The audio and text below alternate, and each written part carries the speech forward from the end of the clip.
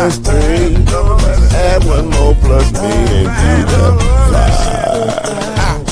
5. Yeah. We keep it on the floor. And the funk plus 4 and you got 5. 5. I said so. 1 and 9 is 10. And there ain't no span on the 5.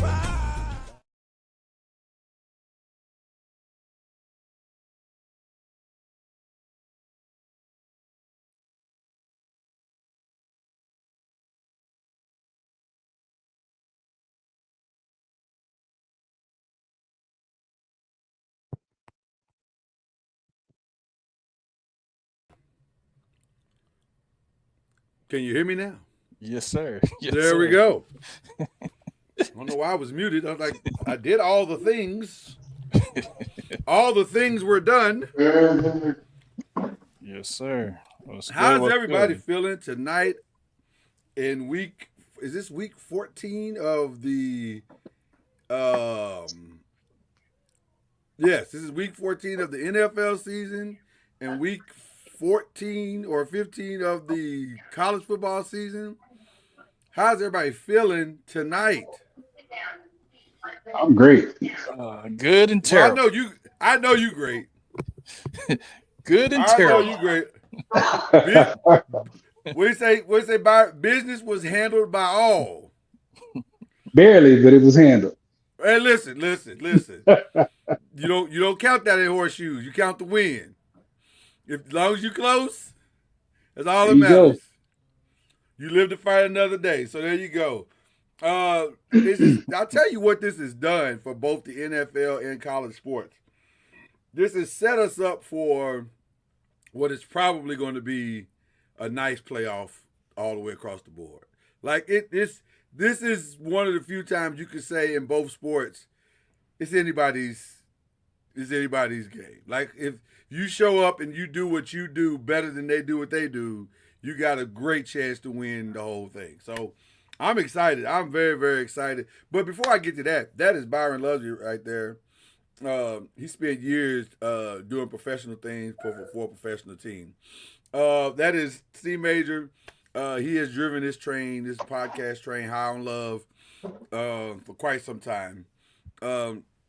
We're waiting on one other brother for sure. But we're going to get started. I'm Lloyd Spence. This is the 5, and we're glad to be here with you. Hopefully, we are quickly becoming your favorite go-to podcast for all things sports because we love doing what we do here. Let's jump into. I was going to start with a whole different place,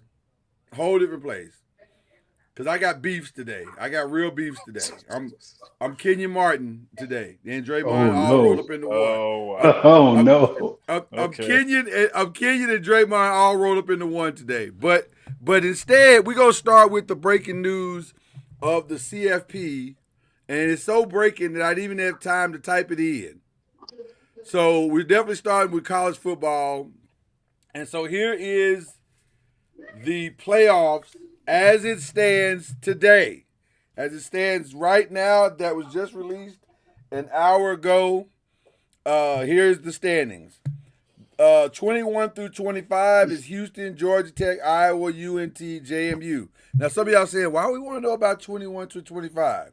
Because they have a direct respect of who's going to get into 10, 11, and 12. Especially JMU. Especially JMU.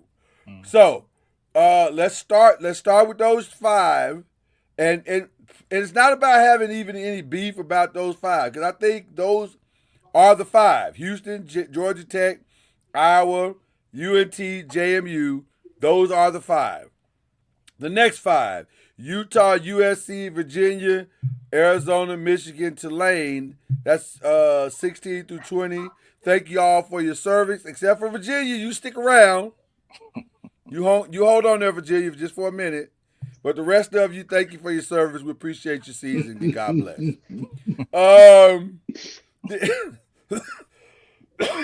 Excuse me.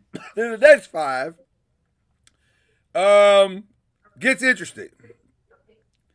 And actually, I'm going to start at 10. We have Notre Dame, BYU, Miami, Texas at 13, Vanderbilt at 14, Utah at 15. And that's where the story starts to begin. Let's round out 9 through 8. Alabama, it appears that you're in. Oklahoma, it appears that you're in. It appears that Alabama is in. It appears. But we'll get back to that in a second. Oklahoma, you're in. You are definitely in. There's nothing else you have to do except show up. Where you land in the end, that remains to be seen. But as far as playing, you're in. Texas A&M, you're in. Horrible loss, but you're in. Ole Miss, despite having your coach treat you like you on Pop the Balloon, you're in. Oregon, you're in.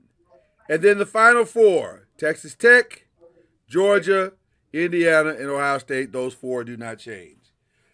But here's where it gets interesting. Because 9 through 12, in the words of Stephen A., are fluid.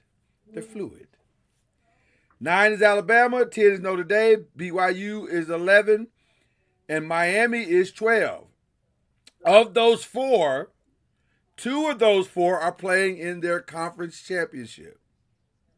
So Alabama has a chance to move up to as high as 3 if they somehow, or 4 if they beat Georgia this weekend, which reminds you just how bad Texas A&M fumbled that bag. And BYU has a chance to replace Texas Tech if they beat Texas Tech in the Big 12 championship, although if the previous game is any indication, this is going to end very quietly and subtly behind the barn. Where it gets interesting is that Miami is not playing in their conference championship game. And Notre Dame has no championship conference game to play in. And then when you look at the way the season ended for both teams, you have Texas, who had a monumental win to walk off the field.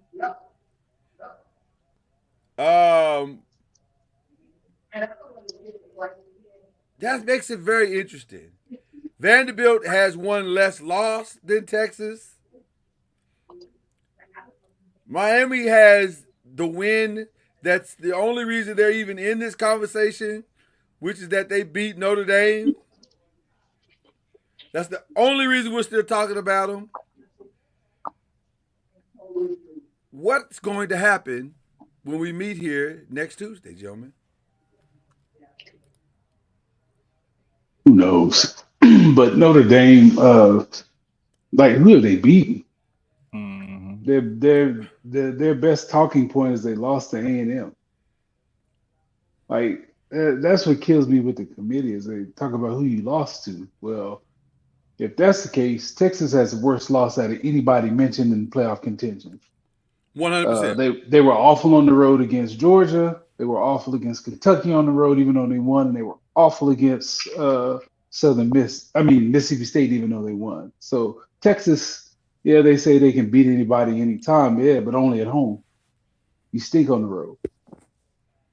Yeah. So why are they like they shouldn't be ahead of Vanderbilt? They got 3 losses. Vanderbilt has 2. Doesn't matter if they beat them head to head. That column, the right hand column matters. So 3 is more than 2. So there's no way 3 should be above 2 in the same conference playing a similar schedule. You would think that. Correct. Except for one very fundamental thing that I try to remind all of my friends and family every year, that at this time of the season, it's no longer just college sports. It's a TV show. Absolutely. That's why Joel Klatt and all the Fox people are up in arms about Oklahoma, when 2 weeks ago they were all in on Oklahoma when they beat Bama in Tennessee. So they can be in his upper arms as they want to. Oklahoma is a brand. It's a popular brand. It's a Right. historical brand. They're in. And by the Yes. way, Oklahoma, you could argue, has played the toughest schedule down the stretch than anybody. Yep. So Oklahoma's in. They're solid. They have Yeah. nothing. They can go to sleep the next week or this week and sleep peacefully. They're going to be fine. Texas. What are is we talking interesting. about? Not really. They lost. They They lost three times. It doesn't matter who They they lost did. to. They lost 3 times. It don't matter. I don't want to hear nothing about a good loss. They lost 3 times, and I 2 of wasn't their gonna losses talk- are terrible. I my wasn't going to talk thing about is- the losses. My thing is the can we make a case for Texas not ducking any smoke? They played No. Ohio State. They Lost. and then they. I mean, yeah, They first lost. game of It the season, doesn't they lost. matter. It doesn't matter. They But lost. I think their That column competition. matters. I think their competition that they play is a little bit heavier than what Vanderbilt plays. So They have 2 of the worst losses at it. If you just take those 2 losses on their face, they're 2 of the worst losses than any 2-loss team. Even if you take the win out, the loss against Ohio State out, Florida. It You depends lost to on Florida. Hold on You one lost second. Hold on. to Florida. I got you. But listen also to this. Because you can make that same case for the 2 losses that Notre Dame had. Miami's not A&M great. is a far worse, far better loss than Florida. But I'm going to go a different route than where you're going because you're focusing in on the losses. I'm focusing on what something you said a minute ago. Where is the signature, other than Notre Dame, where is the other signature Miami win? I get Where it. is No, it? if Texas and Notre Dame had 2 wins each, yeah, I'm all Texas Well, should be ahead. hold of on. them. I agree. I want, But they I got wanna add- 3. I got it. I want to add to that though. Also, they just beat the number 3 team in the nation, who would have gone and played. Who cares? They got 3 losses. I don't care. I don't care. Losses matter. You know what? Losses I matter. keep forgetting. I I don't keep care. forgetting up. losses I matter, keep but forgetting I'm the talking. Losses competition- matter. The competition matters too. I I keep don't forgetting know. I'm They're talking not to an Oklahoma competition because fan. they got 3 losses. This is my argument. This has been my argument with any team. Losses matter. You can't have more losses than somebody and put them ahead of somebody with less losses. What the Florida, what the Ohio State, if they would have won that game, what that is a buffer in case you lose a game you shouldn't lose. That's the only way you get credit for playing Ohio State. You lost. I get what Period. you're saying, but you have to consider this, and I know you. No, you don't. No, you don't. Well, You let me big let- brained hold it. on. No, you don't. Byron, you gotta let me make my argument though. You gotta at least let me Okay. make my argument. Okay, you have to consider the fact that 2 of the teams that they beat are going to be in. It doesn't matter when you lose to Florida. It does. It does. It doesn't. It does. It doesn't. Hold on. It does when you look at the fact that the 3 of the teams that you put in don't have wins as good as you. It doesn't Florida was matter when you unranked, lose too. to Florida. And I agree. Listen. What are we talking about? They lost 3 times. I don't care that they played Ohio State. They scheduled it. It's on your Florida was schedule. You unranked. lost. You got 3 Florida was losses. Florida was unranked. They lost. They won 4 games, and one of them was you. And then your other 2 on the road games that your road wins are overtime at Kentucky and overtime at Mississippi State, who are bad teams. Stop. I'm That's telling me. you, I'm sorry. I don't know. Losses Florida was matter. unranked. Florida was That right unranked. hand column. So you're saying matters. to me that Miami, and I'm an ACC guy, I cover the ACC. You're telling me Miami, who's not even going to play in their conference championship, is more deserving than Texas? You lost 3 times, yes. Florida- And you beat Notre Dame. Florida- And you beat Florida was Notre Dame. unranked. I'm an ACC guy, Mm. and I can't even give Miami that pass. That's you. I That's just- what you I can't- value, and I you can't. can value that. I value losses. You lost.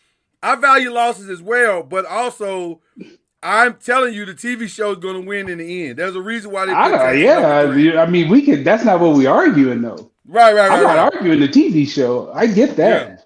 but I no, think- if you lose 3 times, you shouldn't even be talked about in the playoffs.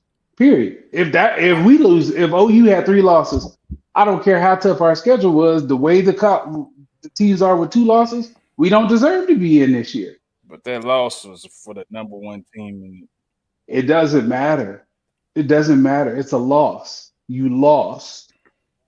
Winning and losing matters. Why would you keep score?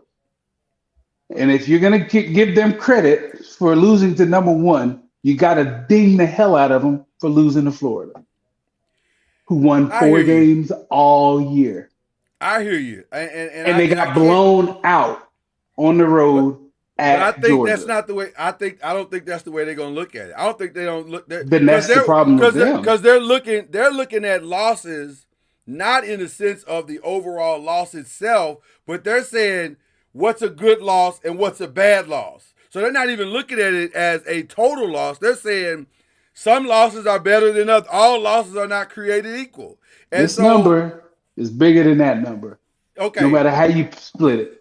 I don't care. I don't care. That's why you keep score. That's why you keep score. Cam, let's get Cam in. Go ahead, Cam.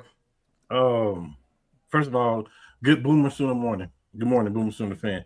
Yes, sir. It's evening. Morning, evening. This is a great day. It's a great day. There's only one Oklahoma. It's always morning. Do you hear me? Okay. All right. So I hear both sides over there. I hear both sides, and this gets real interesting because, unfortunately, if you look at the past, they consider stuff like losses.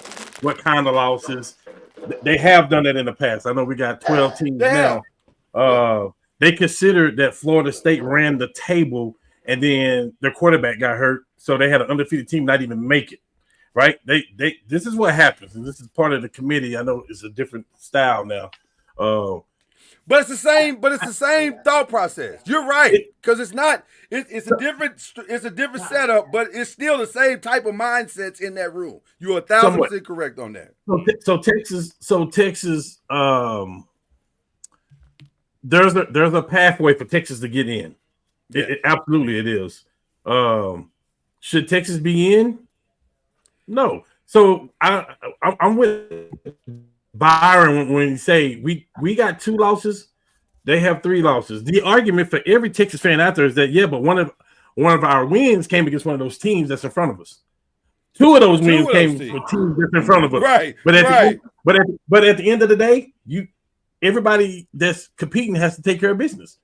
You can't jump. You can't jump them. Now, the only way I say you can do that, and like we talked earlier, is if let's say BYU beat Texas Tech, and Texas Tech has 2 losses. I can understand you taking Texas Tech out and sliding Texas in. I can understand that because the SEC schedule is more dominant than the Big 12. I can understand something like that, but I just can't see them putting Texas in. I mean, if Alabama win, there's no way. Like, even if they lost, like and they lost to an unranked team. That's gonna be huge. That's gonna be a huge. Is Miami a bigger brand than Texas? Not now because they joined the SEC. Yep, agreed. Okay. So to really what we might be talking about is from the team, because at this point in the season, the only thing left that matters is the TV show. What are they going to do for the TV show? So BYU, Miami, Texas. That's what we're talking about. Those 3 teams.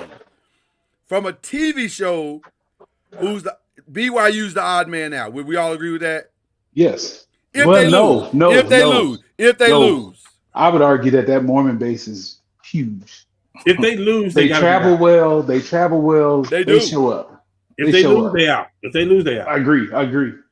Yeah. I don't think a 2-loss Big 12 team, no matter who it is, should be in. That's me. I don't think the Big 12 is that strong. It's down there with the ACC. See, at the end of the day, I know you was advocating for them. I didn't think SMU should have got in last year.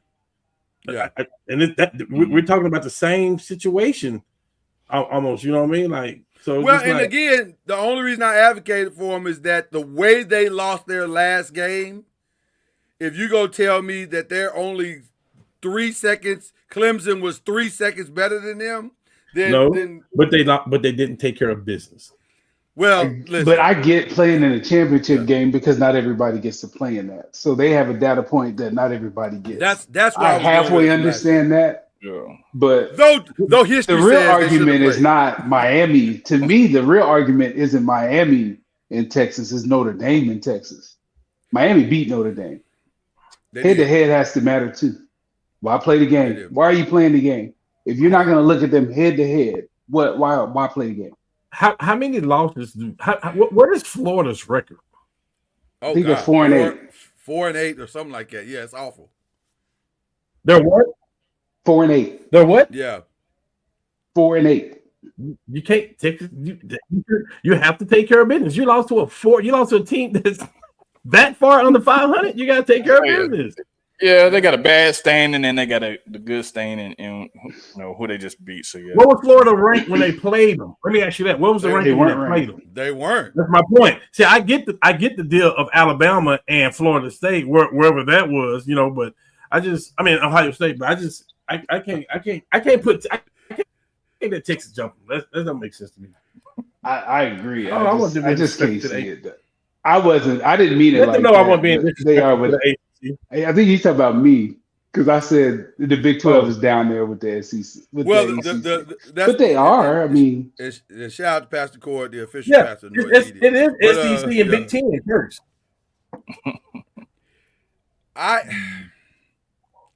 Let me say this.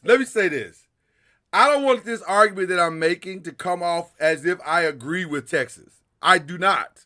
I actually agree with Byron. When you lose 3 games, you lost 3 games. So that's just what it is. It ain't our fault that you lost 3 games. But I also, again, understand how the TV show works. And that's 2 different arguments, though. And here's the reality. What's better than having 2 Texas teams and 2 Texas TV markets? 3 Texas TV markets. and not only that, 3 Texas TV markets on the first weekend of the playoffs. I just think that's going to trump everything, especially if BYU opens the door for them to make that. Because, see, it all hinges on, let me say this. I apologize. There's 2 reasons why the door could open. The first reason could be that BYU opens the door. The second reason could be that, and I'm just telling you, legitimately, Duke could beat Virginia in the ACC championship game. I hate to say it, but then the ACC doesn't get anybody in. You can't. They'll get Duke. They'll get Duke because that's the rule. Can't have 5 losses, dog. Can't have 5 losses. No, it's not though. They can. The ACC can be left out. They don't have to let Duke. No. In. I thought they said all power 4. Somebody said today that if Duke wins, they don't have to let the ACC in. I want to check that. I have to find that, but somebody did say that. Because I was told that all 4 Power 4 teams are in regardless, and then 1 Group 5. That's how I understood it. All 4 of the quote unquote Big 4 are in, and then 1 Group 5. So we know JMU is in if they win out. It'd be Tulane. I'm sorry, Tulane. Tulane will get in if they win out. So it only leaves 2 spots open. So somebody's out. 2 people are out. I think Byron is right. I listen. I could be wrong because that may have changed. They changed this stuff so fluidly. So it say to get an automatic bid for the NCAA college football player, a team must win its conference championship, which Duke can do. And be but it's got to be Power 4, right? And be ranked among the 5 highest ranked conference champions by the CFP selection committee. So Duke will get in. So then Duke will get in. They don't have to though. What division is Duke in? No, they're in the ACC. So that means Duke wouldn't get in at all. Yes, they would. They're not ranked in the top 25. Based on what you said, right? And be ranked among the 5 highest ranked conferences. I think it's the conference. Oh, that's what I said. Okay, so that's So what I they said. in. So they will They be in. They got They're an going to get a automatic bid. spot. They got Yeah, an they're going automatic to get a bid. spot. That's what I thought. These bids are awarded to the top 5 conference champions. That's why I say if you win your conference, you automatically in. If you in those 5 In the conferences, top 5, yes. Yeah, you getting in. But they can take Regardless somebody from the hold on. American. And then it says regardless of their ranking in the overall top 25. So let's go back to college basketball when UConn was trash. They was under 500, but they won their tournament and they got into the NCAA tournament and then they made the run, the Cinderella, and they won it all. They shouldn't have even been in there, but they won their conference. And by the way, the committee totally screwed Virginia because Virginia has no path other than winning their game because they're 17th. So even if they lose this game, they wouldn't have a path to get in anyway. So it's either win the game or nothing. The only difference is, Lloyd, of what we talked about, the only difference is once they'll get in, but they may not get a bye. Oh, definitely the ACC champion is not getting a bye. In fact, they'll probably in. I think I saw today that the ACC champion gets the 11th spot.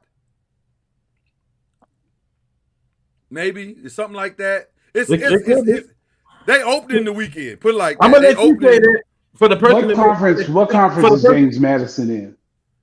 They're part of what's considered the Group 5. It doesn't matter. Right. What conference? Sunbelt.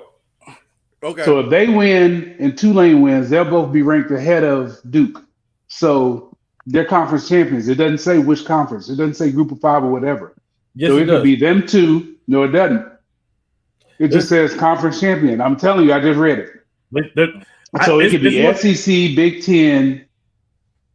The power. I thought it said the top 5 It doesn't say. It says top 5 conferences. It doesn't say Big Ten. It doesn't say Power 4. It doesn't. It literally does not. They don't get an automatic bid. They have to be the top 5 highest ranked conference. It doesn't say anything about top. Y'all Big keep talking. Four. Keep talking.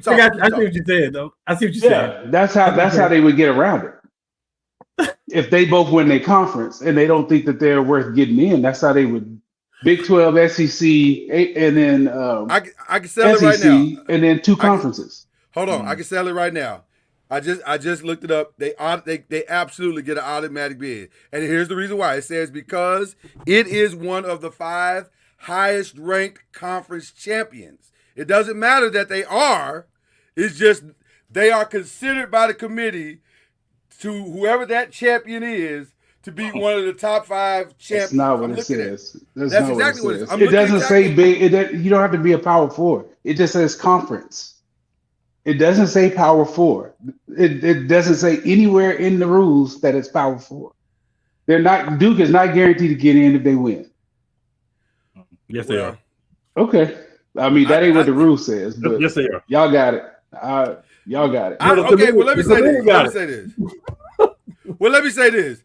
The truth is, we're all right. Duke does not deserve to be in at all. Yes, they do. Even if and let's be very clear, even if they won the championship, they still don't really deserve to be in because they got 5 losses, which if you tune in to Believe in the ACC, we're going to have a real lengthy discussion about that on Thursday. Because I just don't think, because if you look at how they got in, it's crazy. It's a crazy tiebreaker thing where all these 2-loss teams, by the end of it all, Duke ended up being the last person standing. I'm like, how is that possible? And Miami is ranked in the college football top 12. That makes no sense. So the ACC got its own set of problems, but we'll deal with that on another day.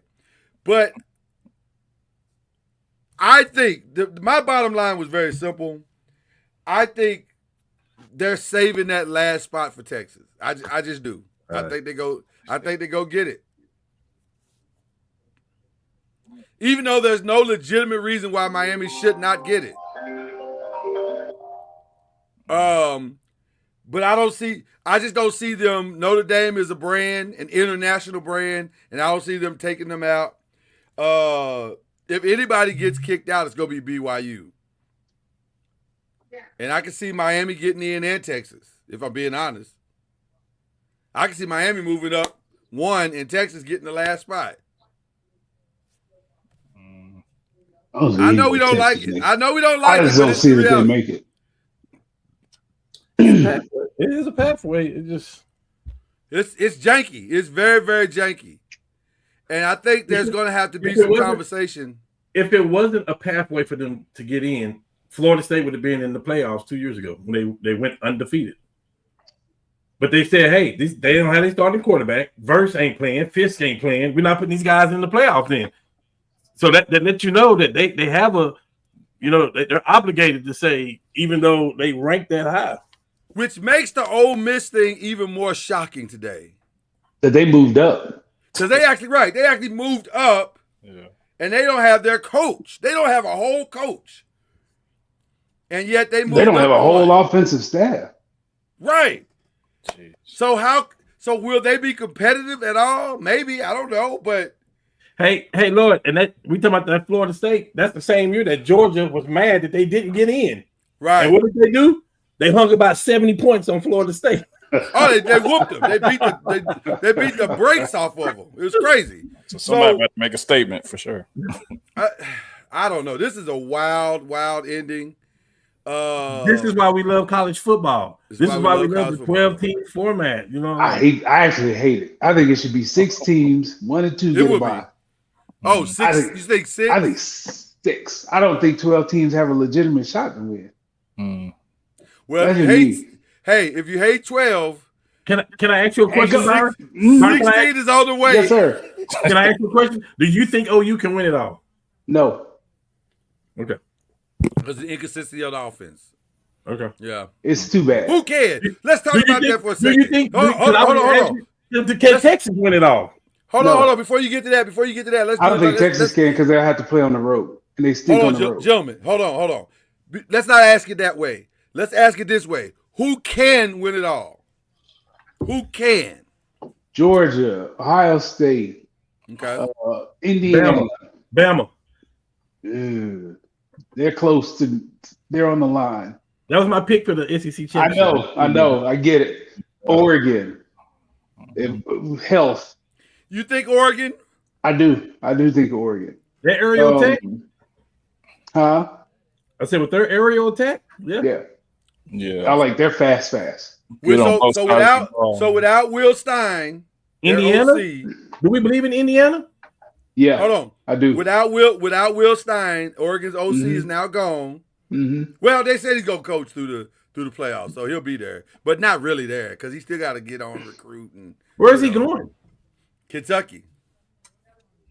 I don't know. We might be. I don't know. I might put us in the top 6. I'm gonna just say this about y'all, and I know y'all sometimes you're too close to it. So I'm gonna be the outsider and say this: y'all got a much better shot than you think you do, because defense wins championships. We all know that, and so John Mateer ain't got to be spectacular. He just got to. Because he hasn't been. I said because he hasn't been. Because he hasn't been, right? But if he can just make enough plays, there's nobody on this list that's making that many plays other than maybe Oregon. And Oregon, depending on what defense shows up to play against them, they don't like Oregon looks good when they're playing teams that don't have great defenses. But when they played Indiana, who it appears has a great defense, they were awful. So I'm just saying, we're going to find out a lot about Indiana this weekend. My question with us is if we play a balanced offense, like Ole Miss gave us problem because they could do both. Can we match scores with a team like that? I don't know that we can. Well, if we don't fumble the punt, we might can. That is fair. And if your quarterback can learn to hit layups, I think he was still. I think Mateer is still dealing with injury. I personally think he's still hurt. Well, he probably is. I don't know. It's his decision making, though. If you go back and look how on point he was before the injury, when you look at after the injury, his offense comes from throwing the ball down the field where the receiver can go get it. But those outs and stuff like that, all that stuff is out of there. That injury is gonna still linger, even if it's no kind of heal. You still gonna feel. I had issues with his touch before because I thought everything was a fastball. Are the first 2 out? Is that what I just read? What is it? Did I just read that Texas and Notre Dame are the first 2 teams out? Is that what I'm reading? No, who was 12? Whoa. Whoever's Miami is 11 and 12. 12. Miami will be first one out, and then whoever's 11, because that's who's going to get the group of 5, and BYU is 11. yeah, those will be the first 2 out, unless BYU wins. Miami will be the first one out because it's the top 12. Texas, Miami. Texas and Miami.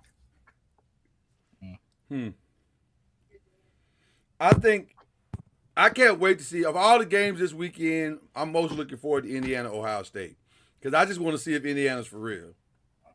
Yeah.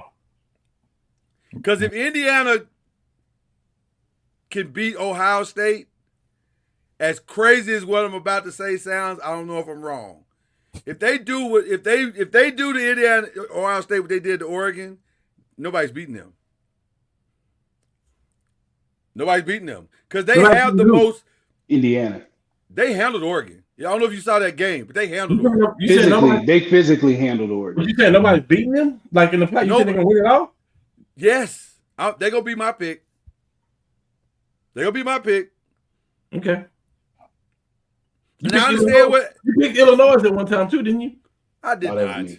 Stop that. You picked I the took a Giants? flyer. I took a flyer. Hey, I just. The Giants was a life choice. That was a life choice. I don't know. I was in a different time and space at that time. All right. Can I ask this? Can I ask you this? If Indiana win, if Indiana lose, they in regardless, correct? 100%. Ohio State, same thing. If Alabama win, if Alabama lose, are they in regardless?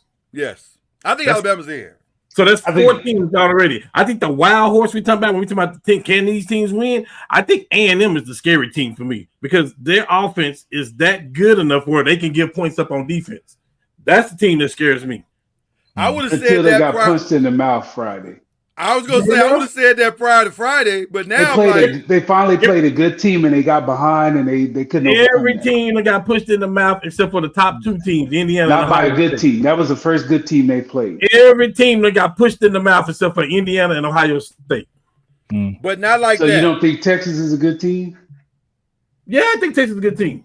Well, Ohio State got pushed by Texas. Okay. And you saw how they responded. They played the number 1 team. Yeah. Right. And that's what I'm saying. And A&M played a good team, and they didn't respond well. I think Texas is that good, though. Okay. I hate to say that. I think Texas is that good. That's why I asked you. I think Texas is that good. Okay. I think Manning is not the same Manning we saw at the beginning of the year. He's not. Also invite and switching that. I think Ohio State quarterback is different than we saw in the first of the year too. He's a lot more better. I think you're right about both those things, and also both of them need to stick. I think Sark did a good job adjusting to what Manning does well. I think so. I think they will stick around. They both need to stay one more Sark year. Though. Did a really good job of.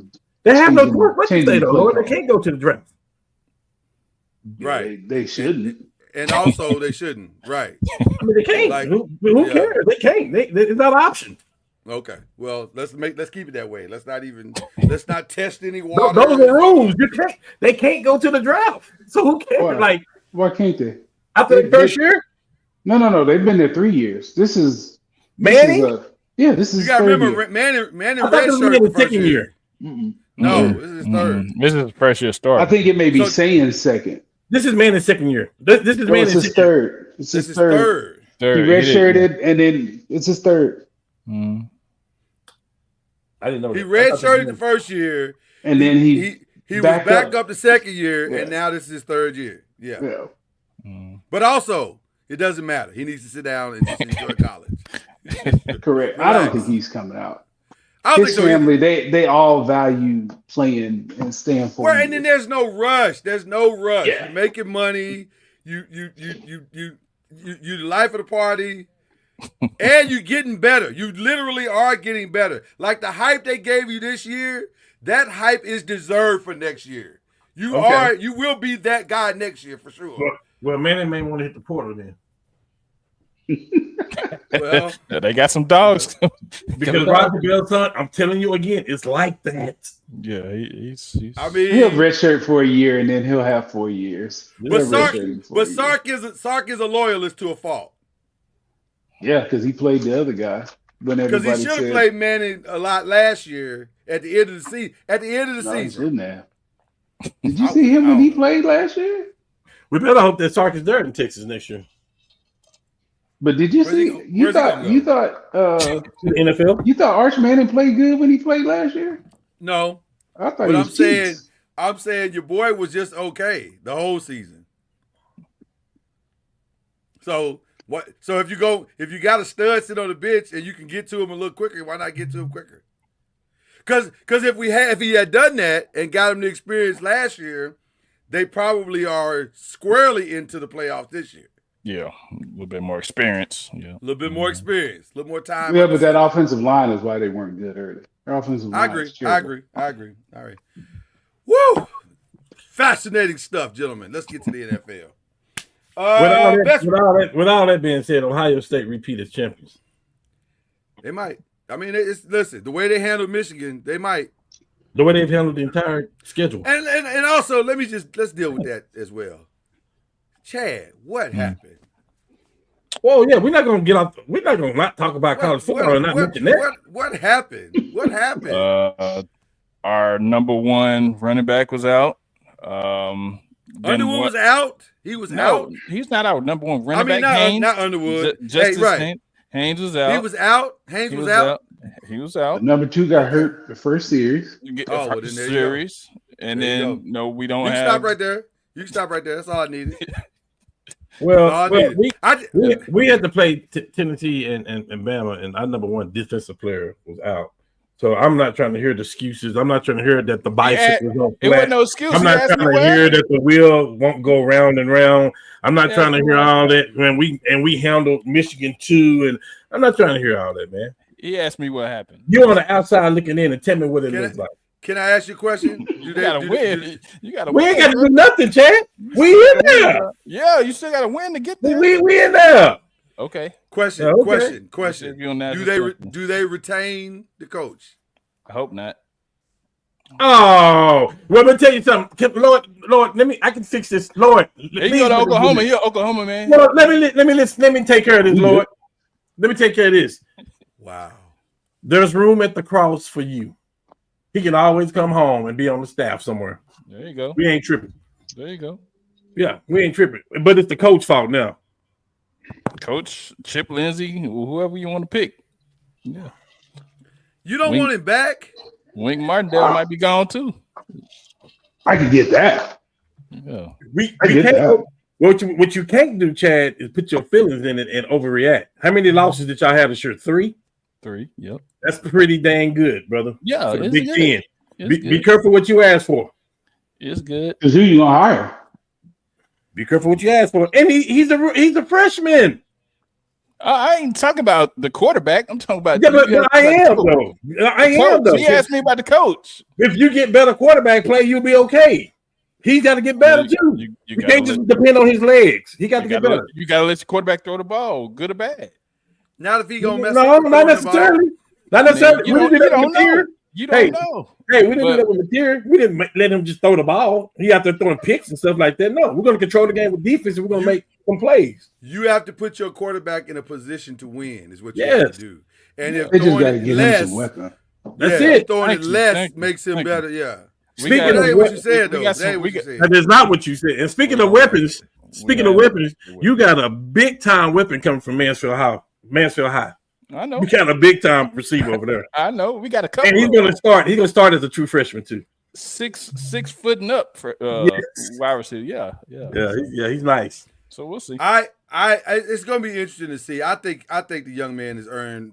He didn't do anything wrong this year. He played under a handicap because he had young everything, and so they did the best they could. They do got to open the playbook up to at least like 2012. That's all I'm saying. They got to open. That ain't what you said, though, Chad. That's firing the man. That's firing the man. Jesus. Hey, it's hard for us to get them jobs anyway. You can't just be firing them, brother. Like Cam said, I was overreacting, man. But y'all, a little bit. Cam called just a little bit. Hey, sometimes the Sagittarius we overreact, man. That's all, man. That's all. Well, speaking of that, let's go to this NFC because I want to go first in this one. Because you talk about overreaction, I'm about to blow your mind. And I'm gonna start with my surprise. I don't even believe I'm about to say this, if I'm being honest with you. I don't either. But I don't think I'm wrong though. I can narrow it down to 2 teams. If your Cowboys keep playing like this, No. They have no room for error. They have zero room. This is going to be a classic. This is going to be a classic Stephen A. Smith. hold on. Hear what I said. I said if they play like this. I agree with everything you say. They have no room for error. They cannot take a loss. They got to come out there and do what they just did against the Eagles and the Chiefs. They have to do that. You contradicting yourself. No, I'm not. I'm saying because there's not enough room in heaven. They're not going to do this. They're not. Yeah, they try to go through the wide gate, not the narrow gate. What BB said, we went through the narrow gate. They try to go through the wide gate. They would literally have to run the table and hope the Eagles lose two or three games, which could happen. I mean, but they can't lose any. That's the problem. Okay. No. So they play it. So here's what they have left. The Cowboys. Detroit with no St. Brown and no Terrion Arnold. But you got that. And then after that, they got Minnesota. Who believes in? Raise your hand if you believe in Minnesota. Okay, I see no hands.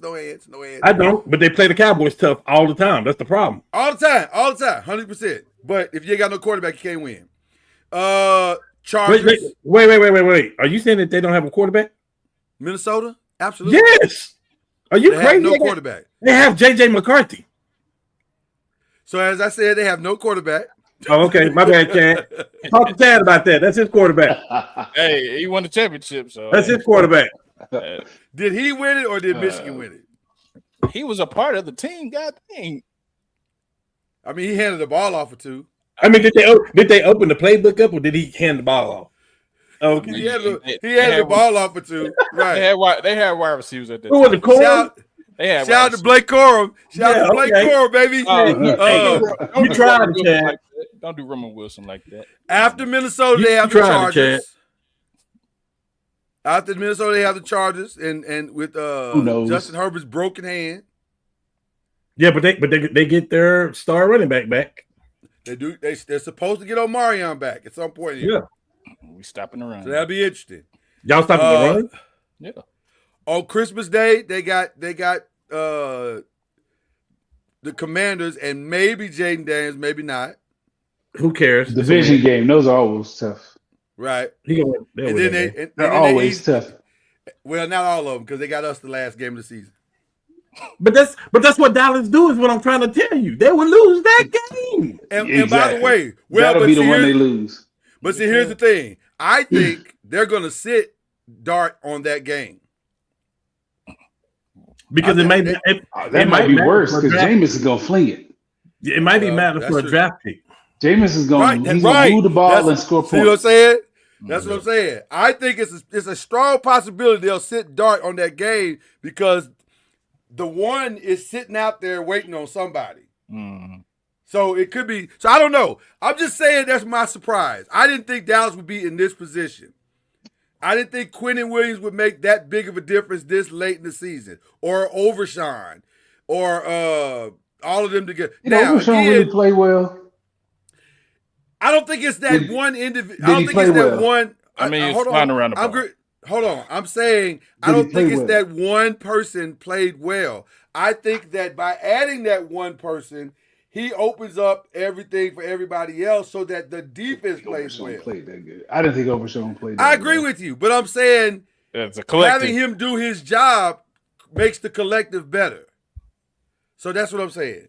But again, a lot of ifs, a lot of woulda, coulda, shouldas. I don't know if I want to play a desperate Lions team this Thursday because they will be desperate. So we'll see. We'll see. But that's my surprise. And then my other shocking statement of the day. I mean, listen. I don't know how they doing this, but they doing it. The Bears, brother. You got to give the Bears credit. And that quarterback is playing, Chad. Okay. I don't know how. I'm gonna say it just like I feel it in my chest. I don't know how the hell they pulling this off, but they pulling it off. You got to give them credit because all you can do is beat who's in front of you, and they beat news. But that Eagles win was nice. That's huge. That Eagles win was nice because they beat the Eagles. Now all them other games you can say, oh, those were close and da da da da. No, they beat the Eagles. The Bears went and beat the Eagles. They whooped that ass. Right. So I listen. It's crazy where we are in this season right now. It's crazy. But we are in a league right now where the Bears and the Seahawks are by far and away right now. And I guess you can throw the Rams in there. Although the Rams look bad this weekend. Ooh, that's my worst. Jesus. You can't be losing to the Panthers. Although the Panthers look better. Wow. The Panthers are not bad. Coming up though. The Panthers look better. I mean, I you say that. Quarterback is playing really well. Well, because if you're the Rams, you've been playing at a high level and you've been beating everybody by a lot. And then you come to the Panthers, who's they up and down. Sometimes they're good, sometimes they're not. You should go see the Panthers' losses.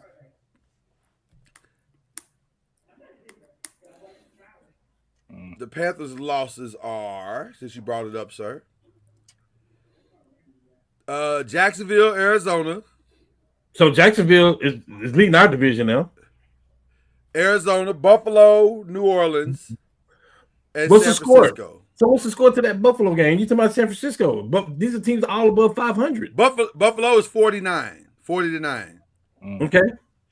So they had a boo-boo, which every team done had. You know, I mean, and Jacksonville beat Kansas City too. Like that's New England, who could be the best team in the football, could be. No. 42-13. They lost that one. It could be.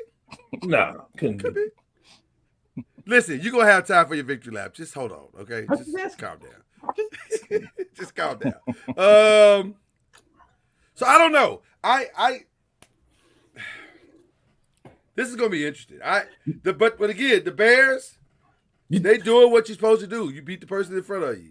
They beat the Cowboys, and you talking about that's your surprise team, and Carolina beat that surprise team, and Carolina beat them. That's what I'm saying. Like Carolina is playing solid football. Like they are. They are. They look better, and Bryce looks better. Yes, he does. He's making much better choices.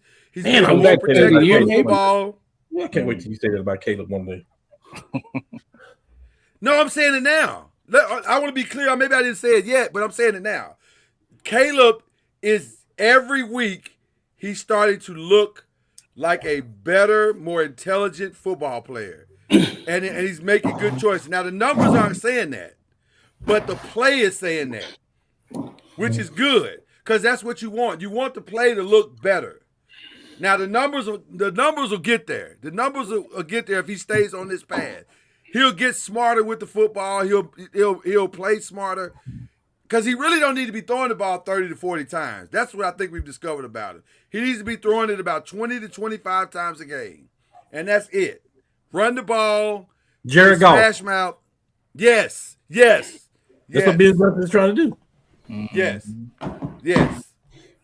So now, what'll be interesting is the Bears have Green Bay, Cleveland, Green Bay again, San Francisco, and Detroit. So the good and the bad is all of their stuff basically is divisional going to the finish line. And they beat Green Bay last year without Ben Johnson. Yeah. This first one is the key for them. I think if they can get this first one in Green Bay, if they can steal it, then they could probably win the whole division. Good luck with that pass rush. I know. Ooh. I know. Starting with Michael Parsons. Yeah. So that's my best worst surprise. Chad, who you got? It's pretty much how you got it. I got the Bears as the best. My worst, Eagles, because they lost to the Cowboys and the Bears. So, got them as my worst. And my surprise was Cowboys. Eagles, yeah. That's the worst you got in the NFC? Yeah, they during that week, yeah. It's more What's wrong with the Eagles? everything. They being the Eagles? I don't know. I think they Play shouldn't have let calling, offensive line is messed up. they shouldn't have let Kellen Moore go, and then Lane Because Johnson. Layne is out, right? Layne Johnson's No. out, right? It's the offensive Yeah, line. he hurt his foot. Okay. I It's agree, offensive line. Cam. I agree, Cam. They should have re-signed Mekhi Becton. That was a huge loss. Yeah, that was a mistake. And brought in reinforcements. You know what the irony of not resigning Mekhi Becton was? Mekhi was awful at the Jets. Awful. That's my guy. I love Mekhi. But he was awful at the Jets. You revised his career, got him to where he is not only a solid lineman, but potentially a Pro Bowl lineman. And then you let him go? Why change him and make him better and then hand him off to somebody else? That makes no sense. That might be the one mistake Howie Roseman has made, and he ain't made many. But that one might have been a big one. Because I'm just wishing Chad would answer the question out of his unbiasedness because he's a Cowboy fan and they hate the Eagles. What happened? I'm sorry. The Eagles just lost to the best team in the NFC by record. And that makes the Eagles the worst team when you got a team that got shut out that didn't even score in the NFC. That makes them the worst team, really? And you got another team that Miami beat? Like that. Well, you know what, Cam? I got my choices and you got yours. It just seems like real bias. Like you talking about the no Eagles. bias. The Eagles lost to a Cowboys team that they should have won against. The Eagles, they didn't lose to the Cowboys. They lost to a Bears team that's the best team in the NFC by record. Okay. Yeah. That's crazy coming out your mouth, by the way. The Bears are the best team in the NFC. I mean, in 1 year of Ben Johnson, he went from not even making the playoffs to being the best team in the NFC. In a division that had two 12-win teams. That's crazy. One team had 14 wins last year. 14. Crazy. That's crazy work. Cowboy fans. Ben Johnson. The only reason Ben Johnson might not get the Coach of the Year is because I don't know how the hell your boy's winning in the 49ers. I don't know how he's pulling these wins out. He's pulling them out of hats, out the back of his behind, out of garbage trucks. I don't know how he's getting these wins, but he's getting them. Who, San Francisco? 94. Yes. Hey, make no mistake about it that Mike Vrabel is going to be Coach of the Year. Yeah, probably. But I co-signed for Mike Johnson. I was like, I forgot about Vrabel. When he came on last night, I was like, no, that's Coach of the Year right there. Yeah. And shout out to Tennessee for understanding that.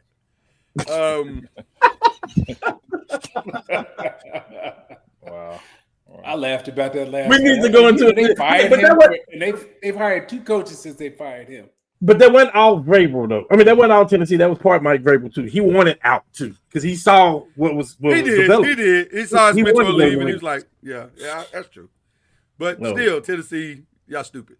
That's an understatement, but yeah, stupid. Right. Good word for the year. Yeah. All right. Byron, who you got for your best, worst surprise, brother, in the NFC? I still think the Rams are the best despite the hiccup. I'm not quite ready to believe in the Bears as the best just yet. They're still a good surprise. Them and Carolina, my surprise, and the worst is the Saints. Okay. I almost went to the grocery store to get a bag today, just so I can commiserate with the Saints fans, though, because it's terrible. Terrible. They are bad right now. They didn't just miss. I'm impressed with Carolina though, and Carolina impresses me more every week. Like they getting better, man. They showed that win versus Dallas wasn't a fluke that I thought it was. Yeah, like they're getting better. They're getting better. And by the way, how far out of the picture are they? Anybody want to know? Carolina in the division. They should be winning. The Tampa Bay Buccaneers are 7-5. The Carolina Panthers are 7-5. Wow. Yeah. We are living in a world where the Carolina Panthers could possibly win the division. Yeah, Tampa Bay's beat up though. Like they don't. They don't have no receivers. Listen, Baker Mayfield is out there with bail and wire tape and super glue. He is doing the best he can. Yeah. And shout out to him because he the only thing keeping it together right now. Him and Tucker.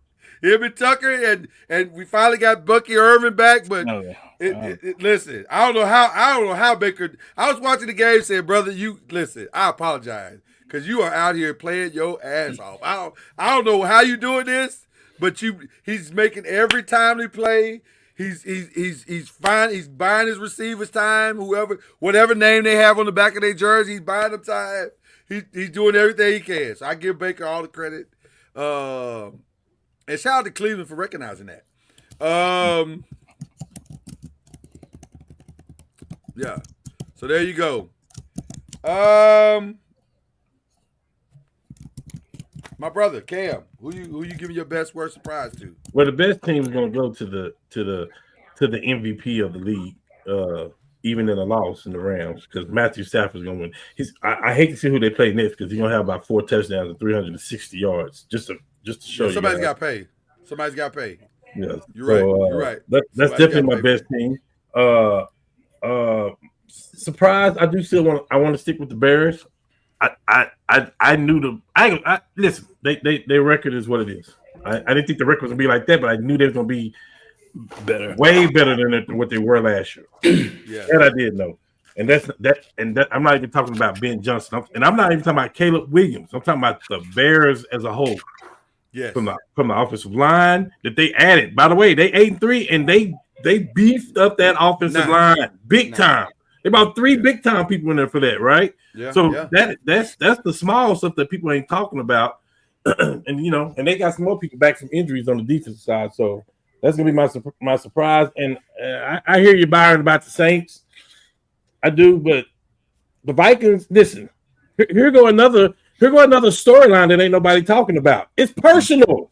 Y'all let Sam Darnold walk, and you got to play him now. It's personal. They shut y'all out. You got JJ McCarthy. We got Sam Darnold. You want to remind your old girlfriend of just how great you were? See them out to dinner and pay for his meal. Yeah. Because that's what he did. He said, I'm going to beat y'all so bad that y'all going to remind you just how great I am. Did you see Justin Jefferson trying to get that old thing back on the end of that game? That brother looked sick to his stomach. He just wanted to sit there and throw up. If J.J. McCarthy was my quarterback, I wouldn't want to be there either. It's going to be another 2 or 3 years of this, too. Even if they get another quarterback, he's got to go through growing pains with that kid. He's going to force his way out. Yeah. It doesn't have to be. It's going to get ugly before it gets better. Because if he gets loud enough, they'll have to trade him. He got to get Micah Parsons loud to get out of there. Yes. He got to get halfway to get out of there. All right. We're running back. Let's talk about the AFC. Who you got? Me? Yeah. Worst team, I'm gonna go with the Steelers. Because it's unraveling real fast. It's unraveling real fast.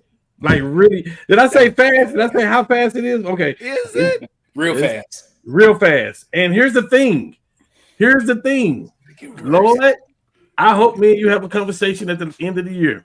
Because you put all your chips in your stock in Baltimore. And I'm here to tell you that Cincinnati is peaking. I know where you're going. Right time. All right? I know it. Yeah. So Cincinnati, I have something to say that in a minute. Go ahead. Cincinnati is going to be my surprise team because I think remember they ran the table last year at the end of the year. They didn't get in the playoffs, but they won like 7 of their last 8 games. You do that this year, you in. That division, you in. So, and then I do want to give a shout out to the Cowboys though for beating the Chiefs. Because you did something that we couldn't do, and we're just. I'm going to throw us out there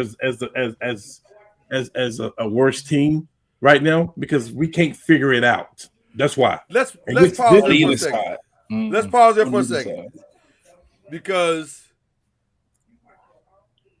I say this in love. When you called me and said, "Hey man, you mind if I date your old girl?" and I was like, It's cool, but she got some problems. Remember I had said that to you. Yes. Okay. Let, So now let me tell you this though. It's not Danny Dimes though. That's the problem. This is not the Danny Dimes. It's because we can't run the football. But there's a reason why you can't run the football. Okay, so let me ask you. Because ain't nobody scared of your quarterback.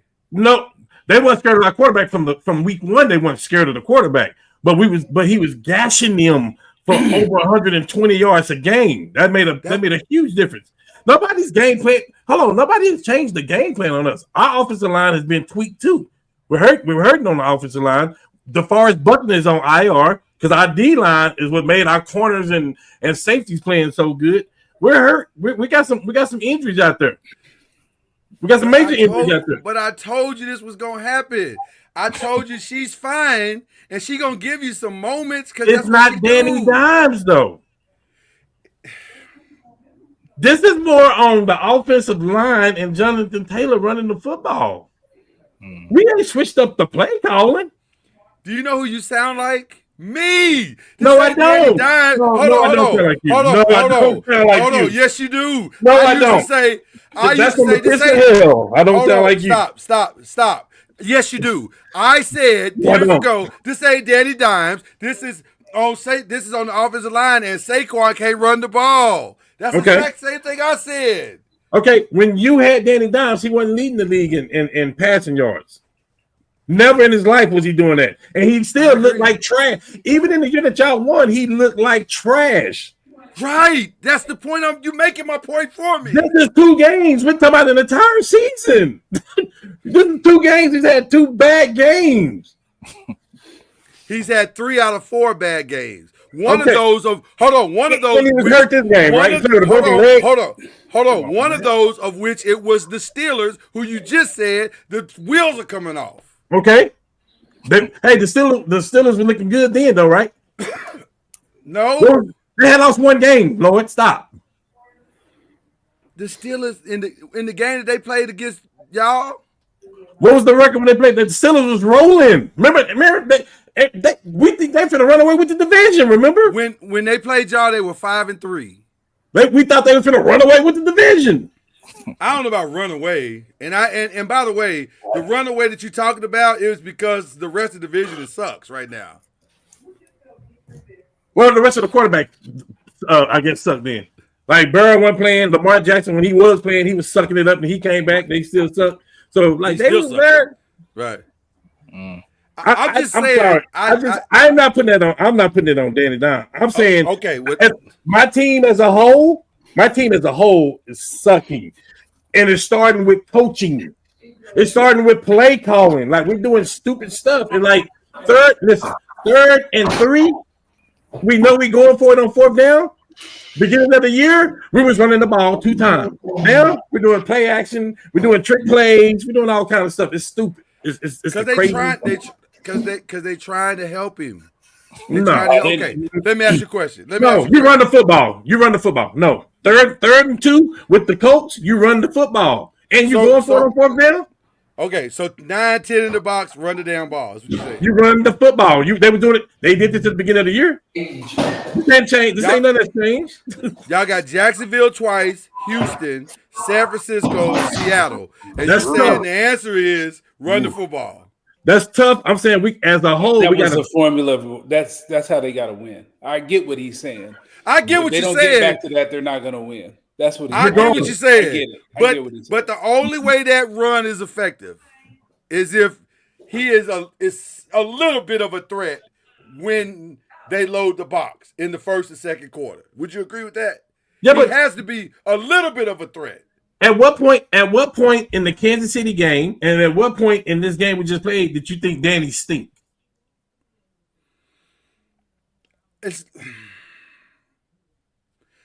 Stink, it might be. I wouldn't say stink. I've never said stink. At what point did you think in the Kansas City game that he was bad then? Let me say that. I'm not sure bad is even the word. Here's what I think is the word. At what point do you think he can go win the game for you when everything else is falling apart? From the beginning of the season, though, we established this. I ain't talking about that. We talk I am, about the games. but I am. Well, now you shifting the conversation. I'm answering your question. Hold, you asked me. I'm telling you. At the beginning of the season, we established this that we can't put the monkey on Daniel Jones. We have to run the football. That's what I'm saying. Right. We established this from the beginning of the season. We know this. We knew this when we put him at the starting lineup. But my question to you is, we know that the running game is the strength of their team. In fact, the whole league knows that. I have been very vocal in saying that I think Jonathan Taylor should be in the MVP conversation, although the Colts have helped him play himself out of that. So I'm saying to you, do you believe in these next 6 games that Danny Dimes can go win one of those games when there's 8, 9, and 10 in the box? I don't think that Patrick Mahomes can win if you put that in the box. I think you got to have a balanced offense these days. You got to. That's fair. Okay. I'm not going to put on Danny what I'm not going to put on every other quarterback. That's fair. I agree 100% because that's what's wrong. That's fair. That's very fair. That's very fair. Okay. Well, I'm just saying. With saying that, I asked again in the Kansas City game, in this game against Houston, at what point did Danny Dimes look bad? Because I can show you where Jonathan Taylor looked bad, but we'll make an excuse to say in the offensive line, or he didn't hit the corner, or he didn't did this. He dropped 2 passes that would have been first down 2, by the way. See, we'll make we'll make those excuses for Jonathan Taylor, but I'm saying at what point you still hadn't told me, nobody told me that Daniel Jones looked bad. I'm gonna say this: there are plays that he would like to have back. There are, of course, he would. So you can't say he didn't look bad. He did look bad. But what you just said, Lord, you can say for every quarterback this last week, including Matthew Stafford, that he had plays that they could take back. That's part of being the quarterback. I'm saying at what point did he look like Caleb Williams last year? Like we were like, oh my God, me and you both were like, oh shit. Oh, right. That's what I'm saying. He ain't never looked that bad. That's all I'm saying. Like, I agree with that. That's all I'm saying. And then listen, we can cry about the refs all day.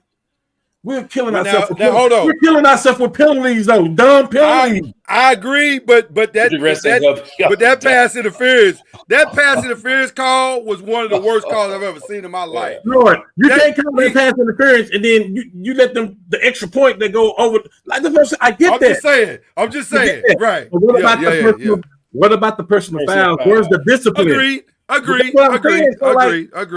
And all the stuff we just named ain't got nothing to do with Danny Dimes. We are shooting ourselves. Agreed. 100%. Okay. All right. Do I want Danny to play better? Hell yeah, I do. Yeah. But I also want Jonathan Taylor to get more than 27 yards rushing too.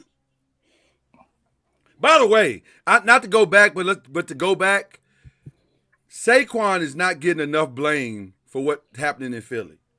Mm-hmm.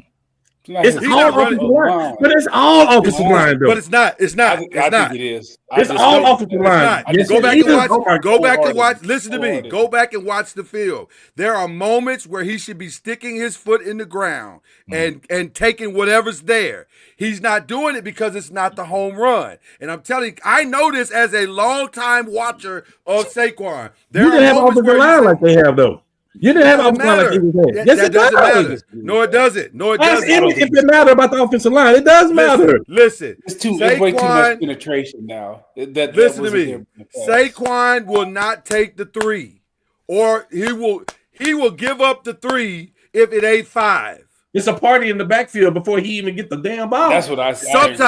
Sometimes, but not all the time. Go back and watch the film. I'm telling you, you're going to be surprised at how many times there was a 5 to get and he didn't take it. There was a 3 to get and he didn't take it because it wasn't a 5 or it wasn't a 7. Hey, I'm telling you. Hey, with all due respect, the best offensive lineman plays in San Francisco. The second best offensive lineman is with Philly. They in the league. I agree. They don't have the second best offensive lineman in the league. That's huge. The center's been out. I'm telling you, go back and watch the film. There are moments where Saquon could do more, and he won't do it. And it's moments so we're going to have 45 yards instead of 25. You don't think that matters? No. You don't think a 3rd and 5 is better than a 3rd and 8? Not when you was getting about 120 yards a game last year. No, it's a big difference. I disagree with that. I That's disagree cool. with that. But you ain't had It's an a game of offensive line inches. like they had. We talking like it's not a game of inches, and it is. We all know that. Not with So this those offense, 3 man. yards make a difference. Not when it's third, not when it's third 18. No. Let me tell you why it makes a difference. Because your quarterback can't seem to throw to nobody. If you're the Eagles, Really? he seems to be struggling to get the ball When to whoever he Antonio- wants to get it to. When Brown started crying, when Brown started crying, for some way he gets him the ball. He found him this weekend, but he didn't find nobody else. Okay, I'm just saying though. So- What they need to do, they need to run him more. That will open up their offense a little bit. Take some of it off. That's what they need to do. All right, back to the AFC. Oh no. Byron, who you got? Best, worst surprise? Best, I'm gonna say Patriots.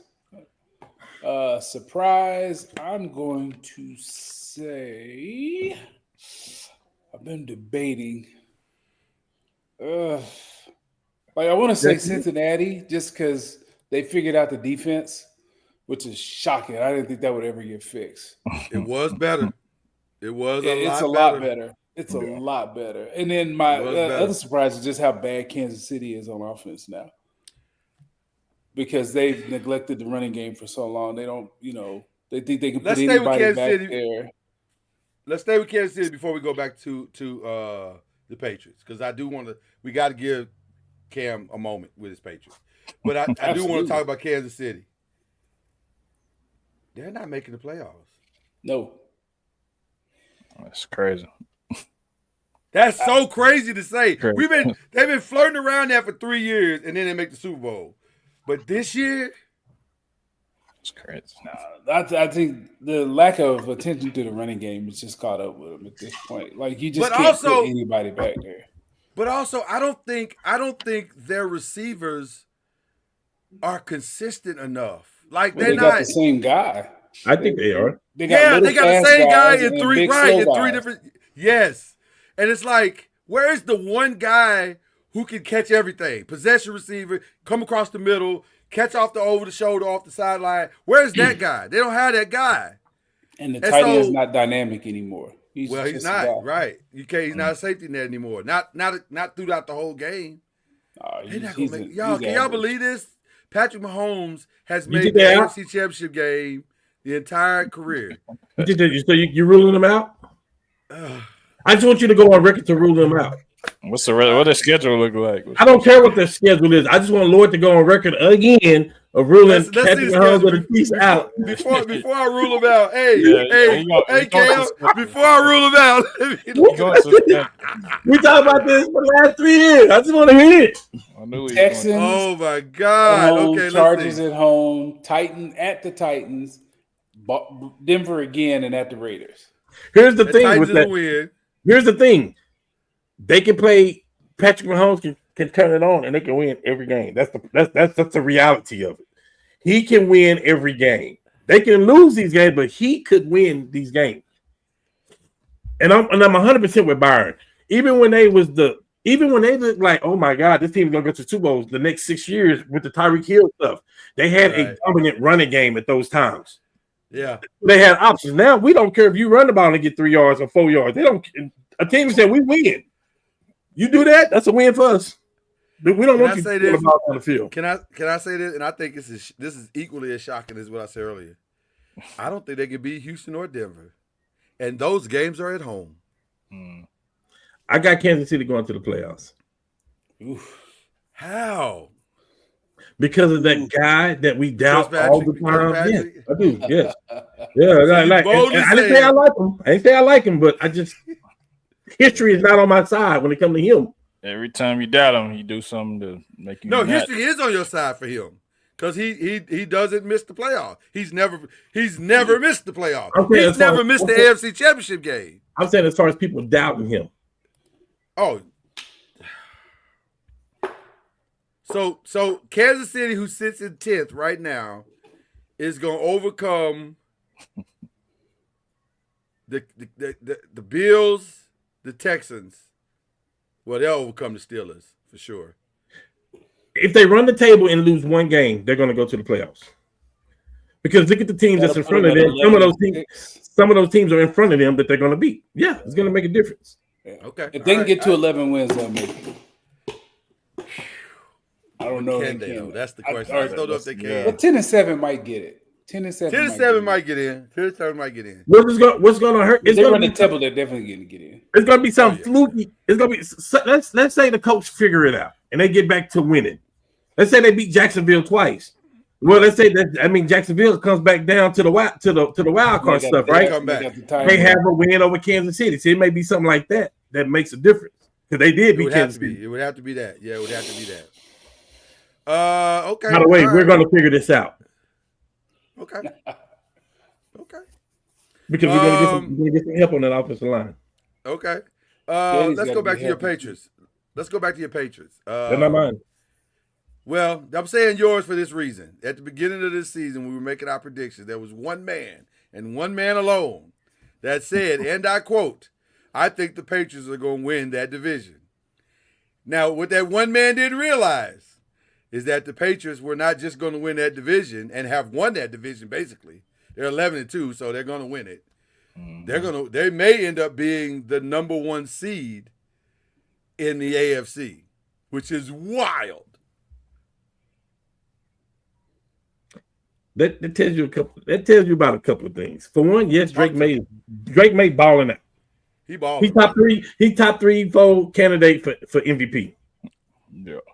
He's balling out of control. Can we stop talking about his draft class, who the best quarterback of that draft class is now? Can we just put that to rest? Because right now, today, it's Drake May. Right now, today it is, yes. Today. Now, that may change. Because I said that about CJ Stroud, too, after the rookie year he had, and then he went down. So, for today, yeah, I'll say that. Today is Drake May. Okay. Yeah. Yeah. CJ played good Sunday, too.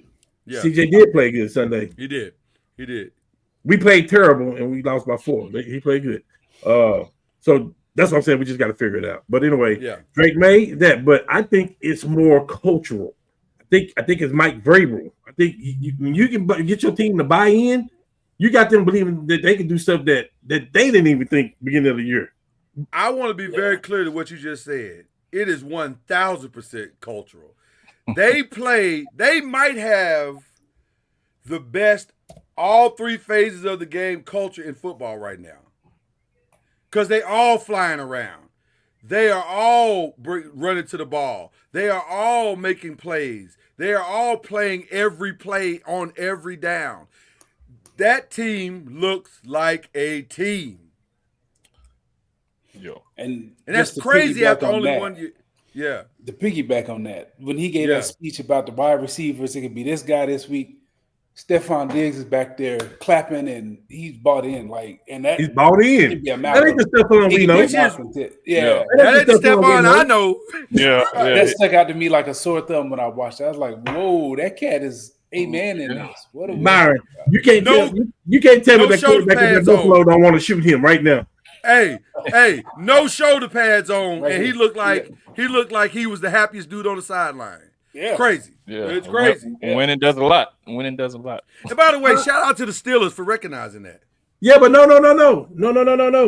Not winning does a lot, Chad. This happened before the winning. Yeah, it's not winning. Before the winning. Yeah, it's not the winning. Now they do say winning cure. Hey, winning doesn't cure us all because the Eagles won the Super Bowl and the receivers still acting a nut. Yeah. It's the culture. You got to buy in. I'm impressed. I'm impressed with Mike Vrabel. I'm deeply impressed. So, Pickens is another one. He's buying in. I'm saying that's why I said shout out to the Steelers for recognizing his greatness. The Steelers messed up. They didn't discipline him when he was acting a fool. Yeah, same way they didn't do with AB that's just kind of Le'Veon Bell. Yes, absolutely. Yeah. Was Mike Tomlin done this year? Is he? Yeah, I hope so. I think you have to. Please listen. Let me. Hey man, you're not gonna get Mike Tomlin, bro. Chill. Hold on. You be quiet, Cam. Listen, Steelers fans. I appreciate y'all so much. Y'all, please keep cheering Fire Mike Tomlin. We need y'all right now. Because I promise you, he'll get fired at 12:01. We'll hire him at 12:03. And that's only because the line might be busy from somebody else. That single screen work, man. Here's what's real bad about this is that Metcalf they already traded for Metcalf, and Pickens was still on the team. They could have fixed this where Aaron Rodgers had Pickens, Metcalf, and all these crazy tight ends on the team. Like A-Rod is best with weapons at this point of his career. You can't depend on his arm to win the game. He need weapons. Even Mason Rudolph could throw to that. You went too far. Yes, you did. And you went too far on the personal matter. We know he can throw to that. We know Mason. It's only one Oklahoma. No, you went too far. Why y'all hate no Mason? All I'm saying is give Mason a chance. I mean, he's had several, and he's. Well, he may be the Giants backup next year. You talking about give him a chance? You know what? Right. Put that evil on me, Ricky Bobby. Right. See, put that evil on me, I bet you won't be hollering. Give him a chance next year if Dark. Don't you put that evil on? I already got a Russell Wilson. I don't need another one. You actually in a good situation where you got a good starting quarterback and a good backup quarterback. You really are in the good. I would love to have Winston to be my backup quarterback. That's why he's gonna come and flinging that thing. That's why Mike is gonna come and turn it all around. Okay. All right.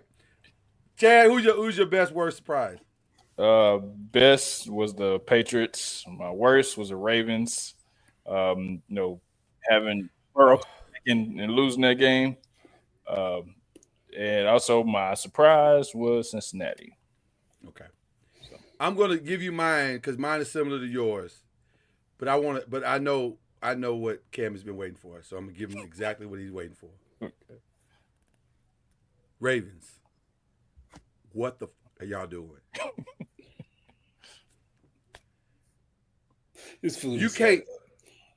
You can't contribute to your own demise. They could not have played worse. And I'm saying and I'm starting with Lamar. Oh my God, sir.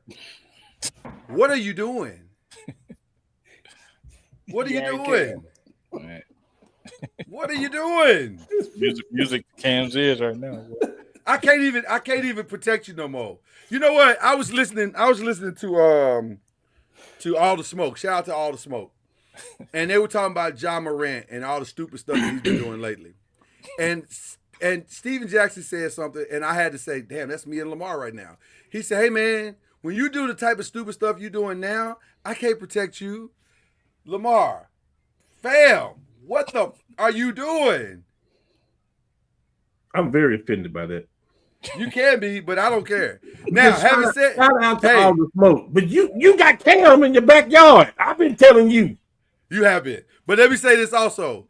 With all that being said, they still first in the division. Which by default, they got a 2-game lead. That's crazy.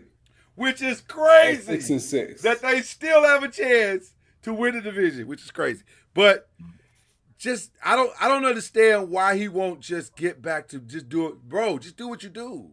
He got paid. Just do what you do. He's big time now. I don't know. It's weird, man. It's so weird. But they are my worst by far. Like that was awful. And maybe Cincinnati's defense is fixed, but it sure is a hell of a lot easier when somebody's throwing you the ball.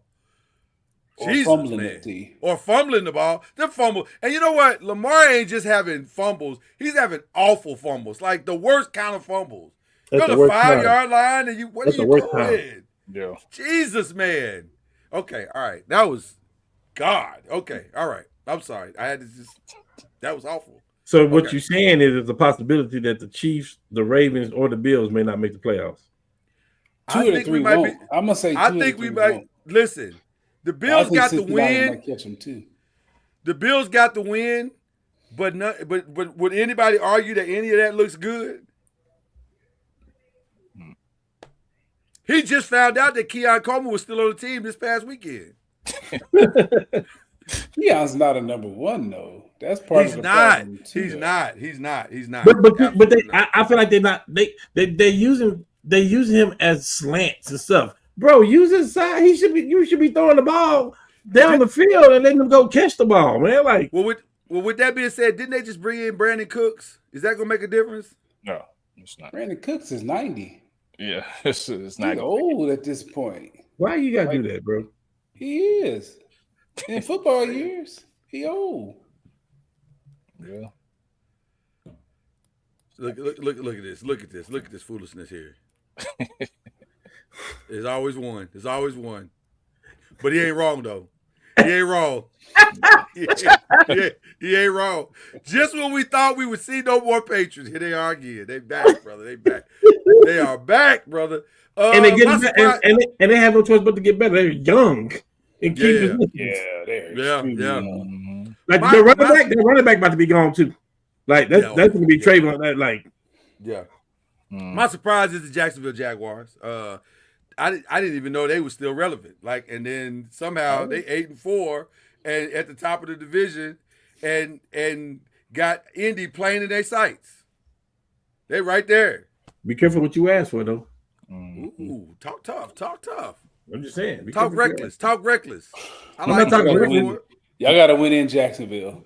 And that's something that we ain't. Well, we that's finally did that. I think last year, but it was like 15 straight games that we lost in Jacksonville. Yeah.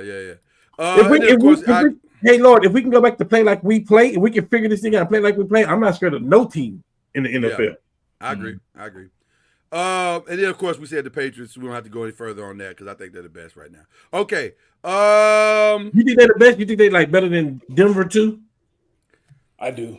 I think they're more. Their I think quarterback they're more is so much complete. better. Yeah, I think they're more complete. I don't trust Bo Nix like that. I don't even know how Denver's winning. If I'm being honest with you, That defense. The defense must be amazing because It is. They OU-ish with that defense. both those some stuff. You like, what is that? Like That front is like OU's front. How they get after people? They just Benito and then they're Surtain over there. Yeah. If everything play out the way it's playing with that, and we talking about them being the best and stuff like that, the scary team for me, because of coaching and the way they play when they're healthy, is the Chargers for me. Because when the Chargers are healthy, they take the ball out of Herbert's hand, and it's more of a what you got to do exactly. Yeah. Which is what you got to do. Let's deal with this right now. This is gonna be our 4. I want to make sure I'm properly lubricated before this. Can I go first? Absolutely, sir. Thank you. As much as I don't like Lane Kiffin, and I don't, this ain't his fault. This is the NCAA. Fix the schedule. It's on you. Like, why? What's the purpose of this early signing day? There's no purpose. Back the signing day up. Have everything happen after the playoffs. Mm-hmm. Problem solved. Like, he had no choice. He now I will blame him for telling the offensive coaches, get on the plane or you don't have a job. That shows right there you don't care about them kids because you can bring them offensive coaches afterward.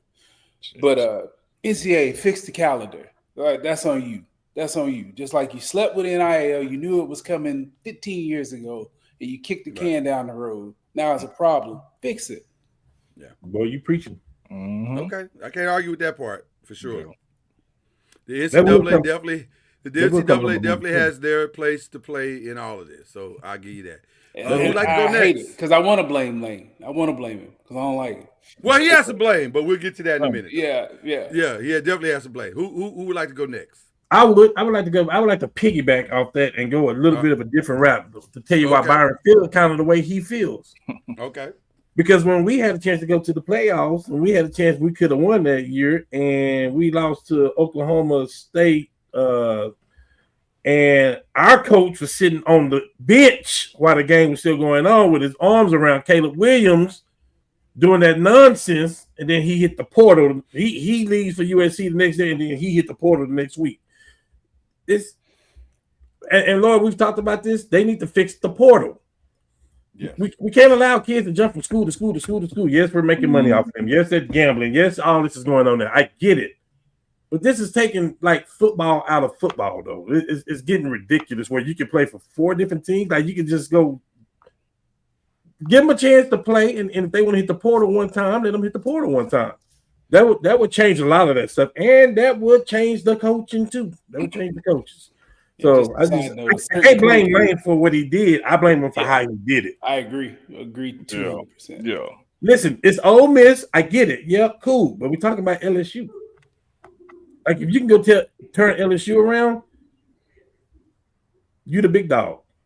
Mm-hmm. Facts. I don't know what Layne want to do. Layne may say, I want to coach again in the NFL. This is the stepping stone. Like, this is the big dog. Like, So yeah, I can't knock Layne for doing it. I don't knock Lincoln Riley for going to USC. That's what he wanted to do. He wanted to be in California. I get it. I get it. I ain't gonna knock him for it, but it's about how you do it though. Okay. And the problem with I see Brand. Oh, go ahead. I'll go. No, go ahead, Brian. No. I'm just saying the problem with the early signing days, you have kids quitting on your team too. Yes. Yeah. You got backups that can play and help that are redshirting because they want to get out of there. Like that's not bro. That's not right. See, Washington was done, and the season was over with. We got the offensive coordinator, Mature Kane. If Layne do what he did right now, I wouldn't be surprised if their quarterback don't play in the playoffs because he may be on his way to LSU. Right. No sense of getting hurt in the game that don't mean nothing. Like for real. Yeah. All right. No, there's a proverb that I was looking at. It says there's no honor among thieves. Everybody is looking out for themselves. Everybody looking out for themselves. Layne looking out for himself. LSU looking out for their future. So I mean, it's the NCAA. They looking out for themselves. So NCAA been screwing people over for years. So I mean, I don't necessarily feel bad for them because he had to do what's best for him. So I mean, can I piggyback on Chad right on his thought pattern right there? Hey, that was it. Oh, miss, pipe down. Because if the shoe was on the other foot, you'd be doing the same exact thing. Same thing. And they probably will with the next candidate. You probably did it with Layne too. Okay. Everybody's trying to get what they need to get for themselves. So all right. I appreciate you guys allowing me to go last. I appreciate that. Let me look down the barrel of the gun. First of all, let me say hide your kids, hide your wife. This is going to get ugly. Lane Kiffin is an asshole. Yes, we know that. Let's start there. He is an asshole. Yeah. The way he handled this was true asshole behavior. He took up a whole weekend, and every halftime of every game all day long was, well, where are we at with the Lane Kiffin decision? Fam, this ain't about you. We got games going on. This supposed to be rivalry week. And we got to listen to them talk about where you going to go. That's some asshole behavior right there. So let's start there.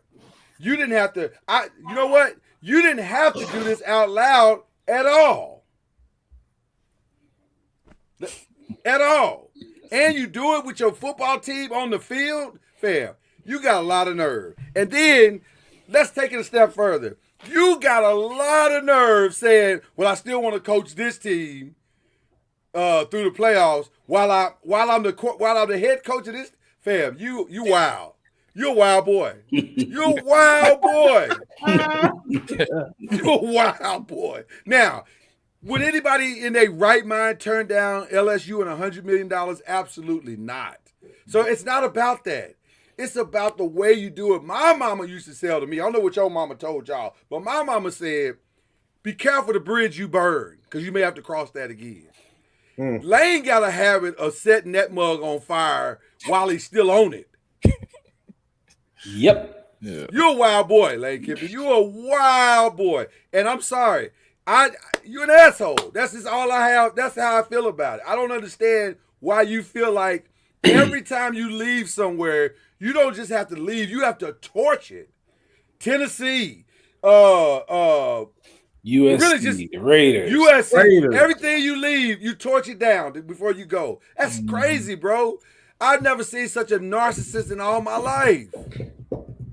So, having said that, I get it, LSU. I get it. Yeah. I get it. It's a lot of hype for a dude that ain't never won nothing. Be careful what you wish for. That's a lot of hype for a dude because right now you're more Brian Kelly than you are Nick Saban. But there are no Nick Saban might Sabans be out there, better. though. I'm just saying, what has he won? I know, but you can't say Nick Saban because there's a lot. Has There he- is no Nick Sabans. Has he won? Hold on. Has he even won a conference championship game? No. He's not a good. I don't understand. I get it. He had a hell of a year this year. He did. It's a big name, big splash. In a big conference. Who by the way should have beat Georgia too. But how many times are we gonna say, man, this dude really can coach? But well, if he can, then prove it.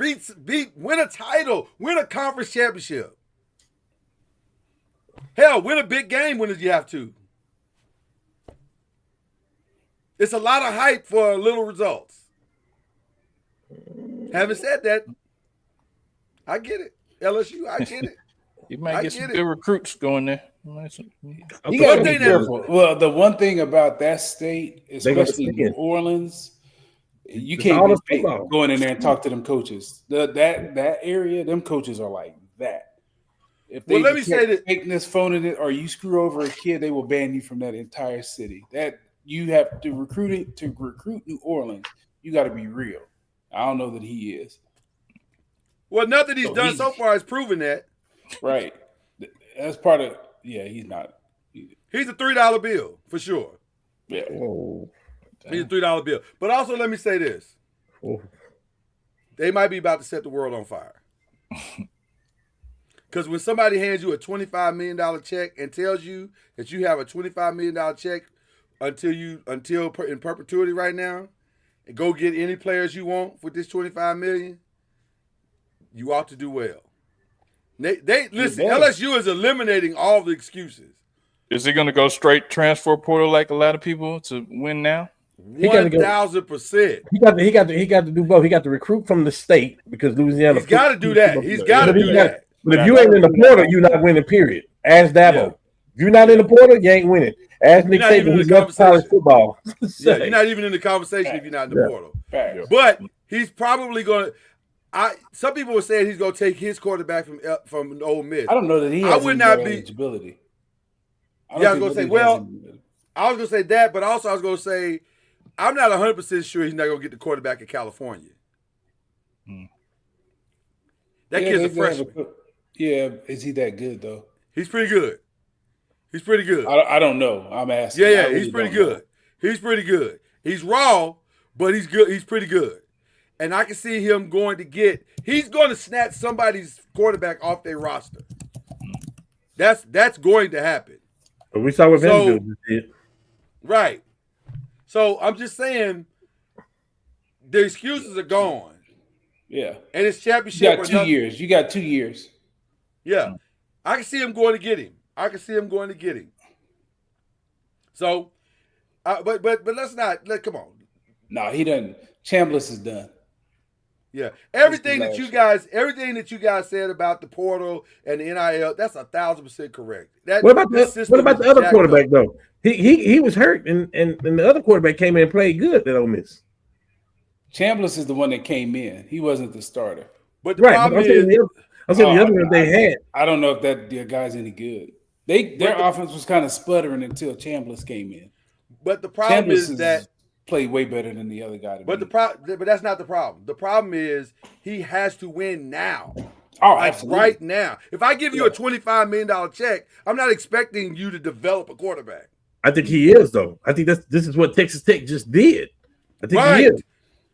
That's what I'm saying. He's got to win now. There's no middle ground. He's got to win a chip in 2 years, or they're going to be calling for I don't even know if he's got 2 years. $25 million? You got to give him some time a little bit. By the way, a team like Texas Tech, if you the star player at Texas Tech, you can go get the star player from LSU. You can go get that star player, and because you can choose LSU over Texas Tech, and you're gonna get paid. So I think he's in a good situation when it comes to that. Let me ask you a question. Pick the right people. You gotta. Let me ask you a question. I don't know if he's good at that, but you got to pick the right people. You got to pay the right people. Let me ask you a question. Is the quarterback that y'all said is going to Texas, is he signed or is he committed? I think he signed. I'm not sure. The young man that you were talking about, Cam. Roger Bell. Yeah. But he's dead set on Texas from everything that I read. He is until the check. It's Sark. He is until the check clears. Nah, he is Texas until the check clears too, though.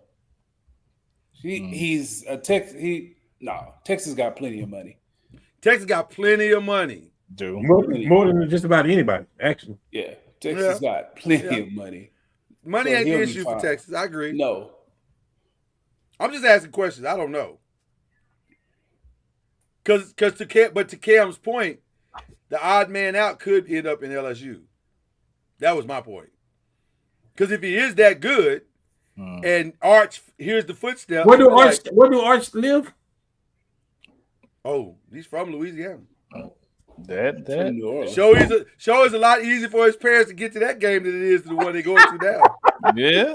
But that was my point. He went to Texas for Sark though. They like Sark for whatever the reason. It won't be a money decision to go. If they don't like, if that family doesn't like Layne, then he won't go there.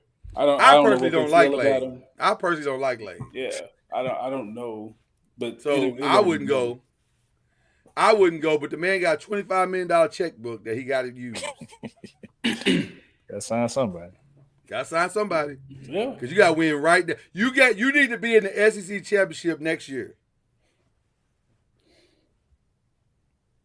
I don't know. I'm not saying that's fair. I'm saying that's what they're paying for. I don't know if the turnaround has to be that dramatic yet. I think he can have a year like he had at Ole Miss, and they're like, okay, we're going in the right direction. They didn't feel like they was going in the right direction with Kelly. They need to make a change there. They weren't going in the right direction with Kelly. Yeah. Right, that's what I'm saying though. But if it seems like they're going in the right direction, you can tell if a team. Listen, Venables didn't have a good year before last. And I'm like, I hope we don't start talking like that. But the team was going in the right direction. How many losses did Ole Miss have this season? 1. Okay, so to Georgia. Right. So you let Georgia you think LSU don't want more than that? No. I'm not saying that at all. But I'm saying you had this is an amazing year that he had with them.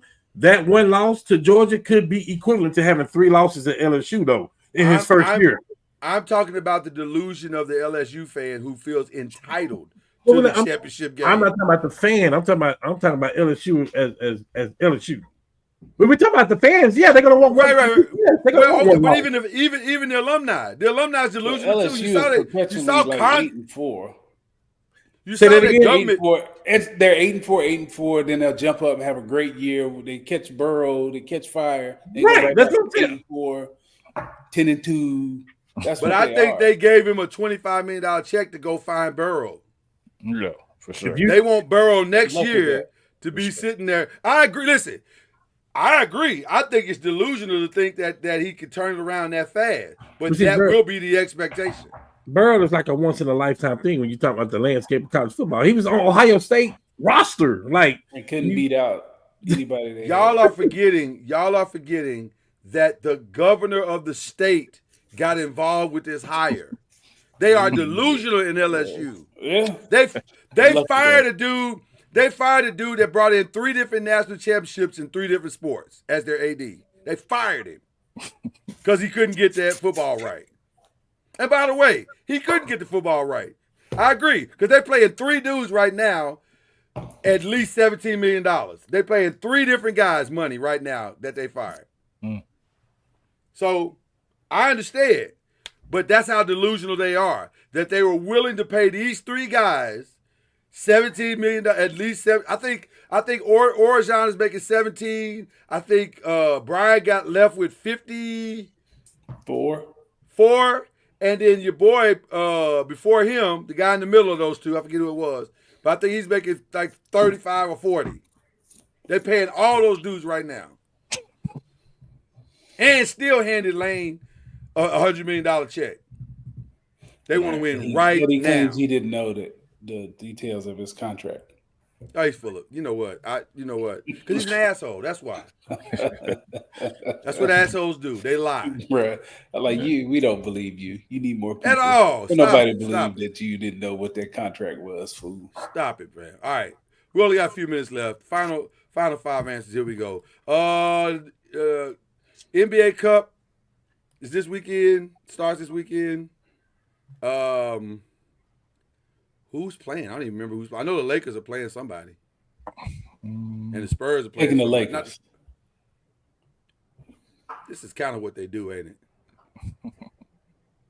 I know we got Toronto. I know we got Toronto, but that wouldn't be a cup game because Toronto's not in our deal. No, I don't think it's Toronto. It's I was trying to find it. Well, you know what? Let me go to the schedule, and now because they play Friday, right? It's Friday, right? Thursday and Friday, or just Friday? No, it's not Friday because we play Boston Friday.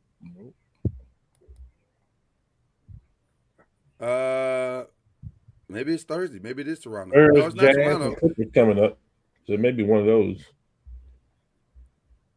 I don't know when the game is. I honestly don't know. But we'll table it until now. Let's get some picks. This is championship week. BYU Texas. Who gets in? Well, who wins rather? BYU Texas Tech. I think Texas Tech will beat them. Texas Tech. I'm sorry, Texas Tech. Yeah, I knew what you meant. Texas Tech. Yeah. For me. There's no evidence to say that Texas Tech is not going to win this game. So I'm gonna lean to Texas Tech as well. You going BYU, Cam? I have no choice. You going BYU for the upset? I have no choice. Because you don't want Texas in. That's what I have personal reasons that I'm going for BYU. Oh, wow. Oh, that's right. That's right. I forgot. Shout out to Cam's nephew who was playing for BYU. Oh, shoot. Well, there you go. BYU. Yeah, there you go. Right. Matter of fact, we all picking BYU. Bump Texas Tech. With all due respect to that, though. Yeah. I went to go see my nephew John play at Kansas State when they went to go play OU. And I was on the field when they rushed the field, and I probably was the only one with an OU jersey on. Love your nephew, but I love my nephew. Love my nephew to death. Oh my God. But I think BYU can actually beat Texas Tech, though. I got you. I'm sorry, I picked the wrong one. Duke, Virginia. Virginia. I think we did all that talking earlier for nothing with the Duke thing. It didn't matter because I think Virginia can have a bad game and beat Duke. Yeah, agree. Come here, buddy.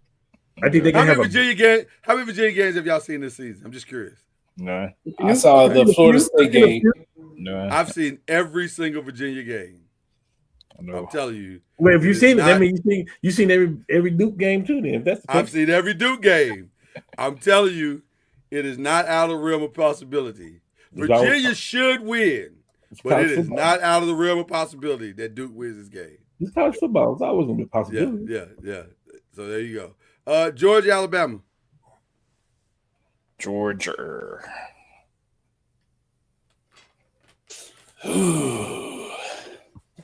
Sometimes the team has got your number. I'm gonna say Alabama. Alabama's had their number. Alabama can't beat us. We struggle with Texas, and Georgia struggles with Alabama. You said Alabama can't beat us? Yeah, they haven't in a long time. We're like 4-2-1 all long time. Yeah, they beat our ass the last time they played us. Who, Alabama? Yeah. Yeah. We beat them the last 2 times we played them. They beat us in the in the playoffs with Kyler, but that's what I'm talking about. But that was only the second time they beat us. I know, but that's what matters to me. Historically. Okay, well, that's what matters to me. I don't care what they did in the 60s and the 80s. That's what matters to me. The last 2 we won. Kyler, that's what matters to me. We should have won the championship that year. That matters to me. Bama beat it. So who you going with? You said Alabama. I'm going with Alabama. I'm going with Bama. I'm not reneging on my pick that I picked. They've had trouble. Georgia has trouble with them for whatever reason that they don't have. I'm going with Alabama. Else. I'm going Alabama. All right. Kirby Smart act like he's still coaching against Nick Saban over there or something. I don't know. Maybe he is. He beat Saban, didn't he? He's only a phone call away. Yeah. Chad, I didn't hear you say nothing. Oh, I said Georgia. He said okay. Georgia. All right. Indiana and Ohio State. I'm taking Ohio State. Ohio State, and it's not even going to be close. Ooh. Y'all remember that Illinois game? I do. All right. You know what? It's so unfair. I'm going to say this again. You talking about Illinois, Indiana? Hold on. You talking about Illinois, Indiana? Because Indiana won that one. Yeah. Okay. Yeah. Or are you talking about Indiana, Oregon? No, I'm talking about Indiana. Indiana won that one too. They won that one at Oregon. Remember how we were talking about Illinois though, and you ran up and played a team like this. Yeah. Listen here. Let me tell you something about Ohio State. Let me tell you the difference in Ohio State. I'm gonna give you one name. The biggest difference in Ohio State. Jeremiah Smith. No, Oh, Matt Patricia. oh well. Yeah. Let me say this. It ain't Who's fair. Let me say this. Who's Penn State? Who's Penn State's coach? Who's their coach? Who they are? Next year, it might Might be be Matt one of us. Patricia. Might be one of us. I don't know. They haven't hired anybody yet, have they? It might be Matt Patricia Nobody next want year. that job. I don't think so. Is it that, or are they waiting for their coach? It might be Matt They Patricia. were flirting with the BYU coach. So He Well, he said told no. him no. He said no. he thank said you. no. He just told him no today, though. So Yeah. they may be waiting, but Somebody in this game might end up being the coach of Penn State, depending on who wins. Because the buyout for the guy that's the head coach of the other team ain't that high. but why would he leave there and go to? I don't know if it's an upgrade though. Great question. I don't know why he would do it either. They got more money than Penn State at Indiana. I agree. But crazy things happen all the time. So You we'll probably see. ain't lying. Indiana to go You ain't there. never lying about that. Give me the upset. Give me the upset. All right. NFL games, Dallas and Detroit. Detroit Dallas. at home. You saying Detroit ends Dallas's hopes and dreams? Yeah, Just like that? yeah. Wow. Are you saying Dallas because you're a fan, or you like really think they're gonna win? Oh no, I'm picking Dallas. No, I'm talking about, I mean, I'm talking about him. I'm picking He said Detroit. Dallas. I'm asking him. He said Dallas. I'm asking, is he saying that because he's a fan, or is he saying that for his loyalty, or do he really think they're gonna beat You Detroit? talking about Chad? Yeah. Well, I'm banking on Amon-Ra St. Brown to be out and Terry Anano is out. So that kind of evened the playing field. So at that point, I feel like we can sneak one on him. Is Aiden Hutchinson out?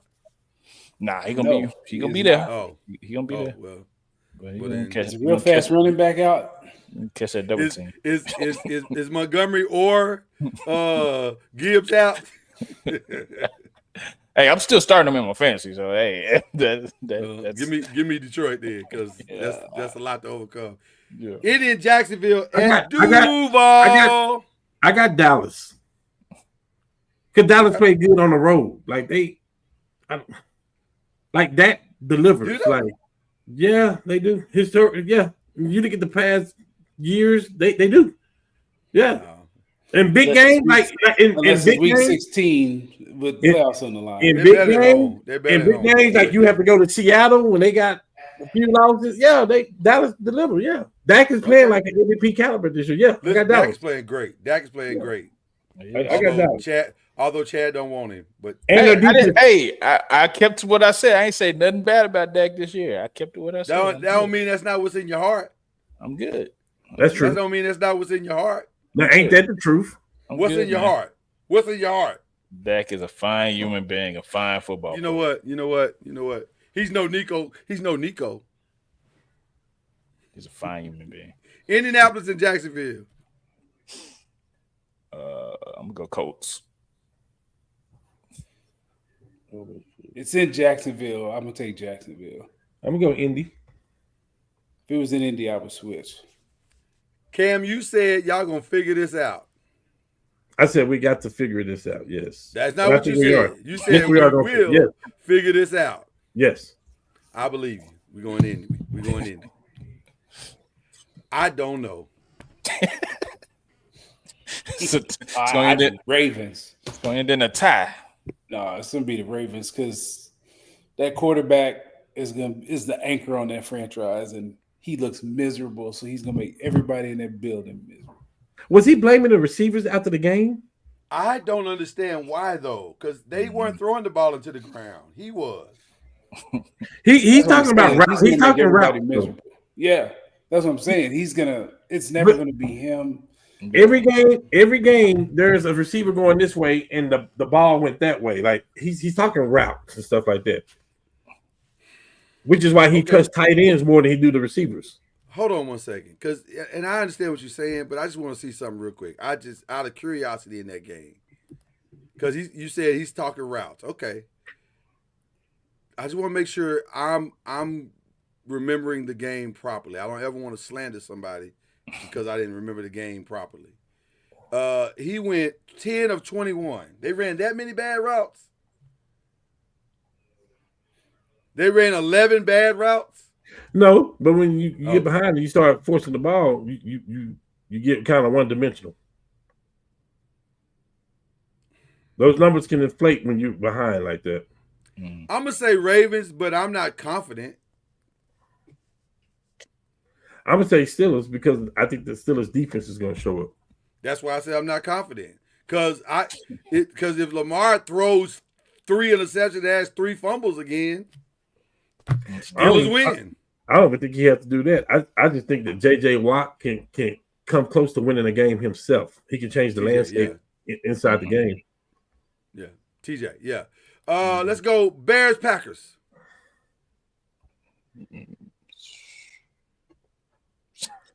Packers at home.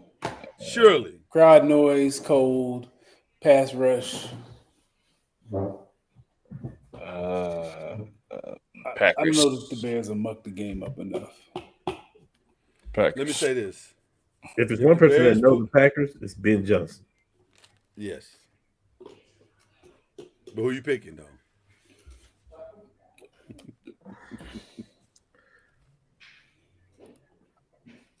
Who you picking?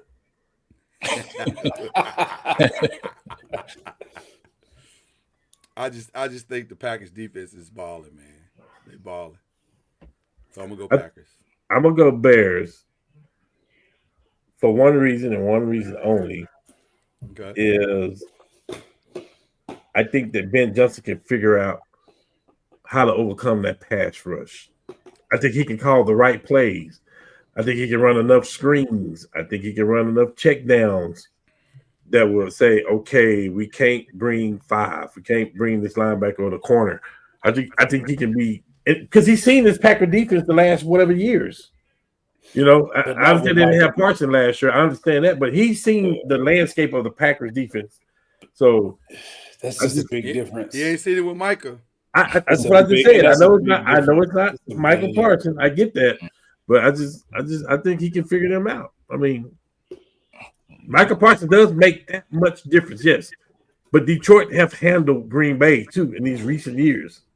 Detroit has. This is not Detroit. This is their offense. Their offense have. He's been the helm of the offense. Let me say that. Yeah, this is not Detroit. This is That's the cool. Bears Packers. You keep doubting him if you want to. You've been doing it all your life now. This year. Agree. Okay. I agree. Go ahead. And we get back on the show and we talk about they're 9-3. If he pulls it off, he's already 9-3. They're already 9-3. I wouldn't be shocked if they lost. Yeah. If they won, I wouldn't be shocked. Be a close game. It's gonna be interesting. I'm gonna go Packers. And here's the other thing about that. We were talking about Kansas City. Something's up with Green Bay's offense. It's not good this weekend. You're talking about this weekend. Something is up with Green Bay's offense.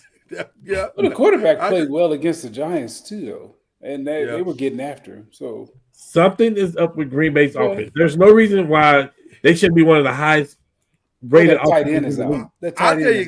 I'll tell you my humble opinion. What the tight end being out is huge, but also Green Bay for sure is a front runner. They don't play well behind at all.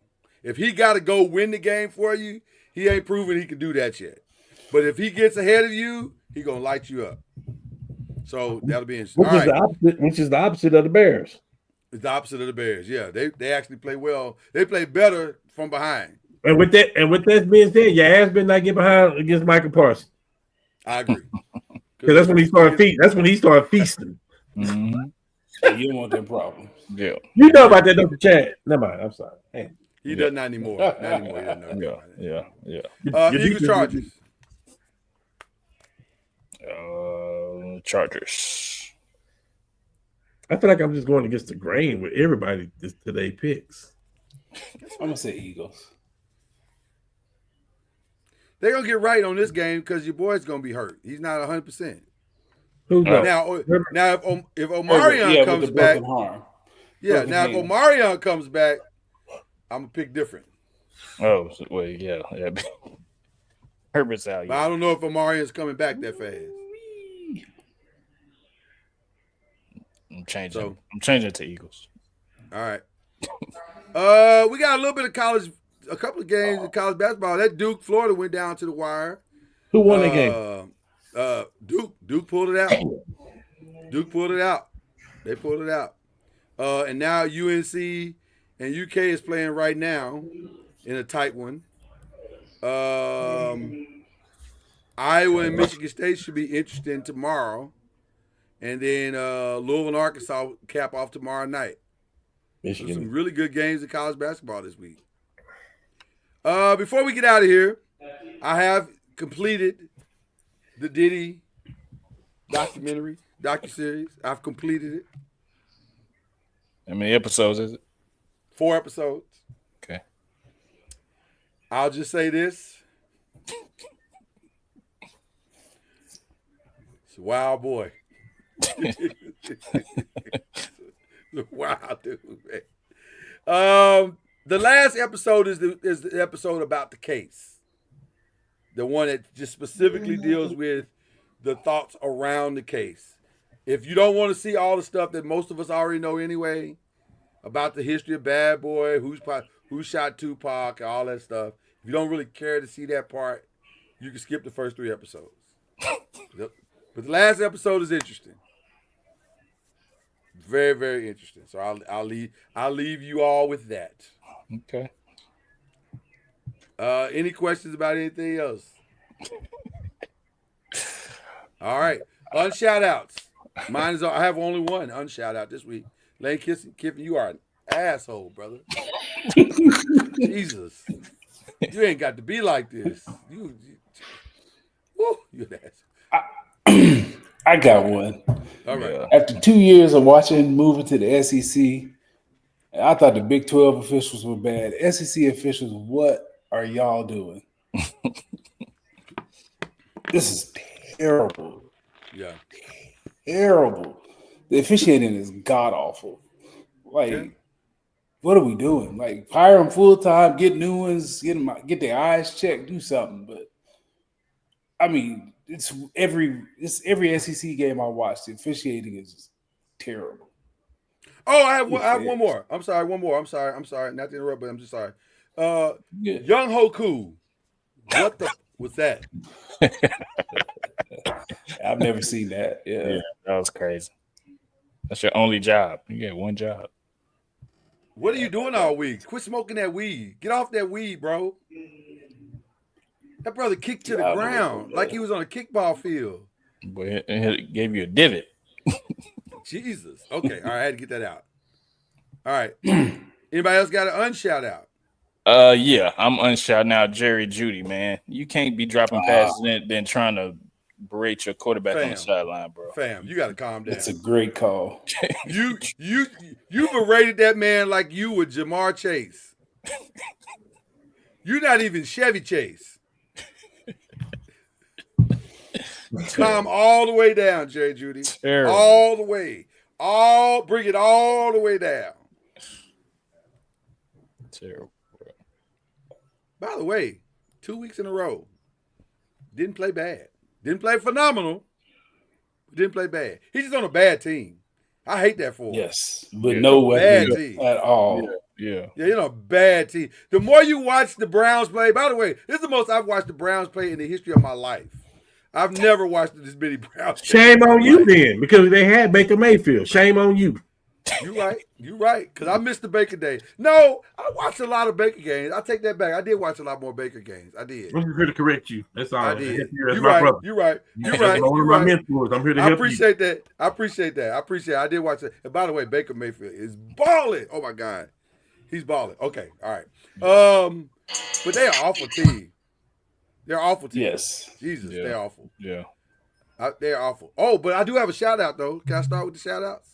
Yeah. Please. Shout out to Myles Garrett and his new girlfriend, the lovely Miss Chloe Kim, who's a 4-time gold medalist or 8-time gold medalist in snowboarding.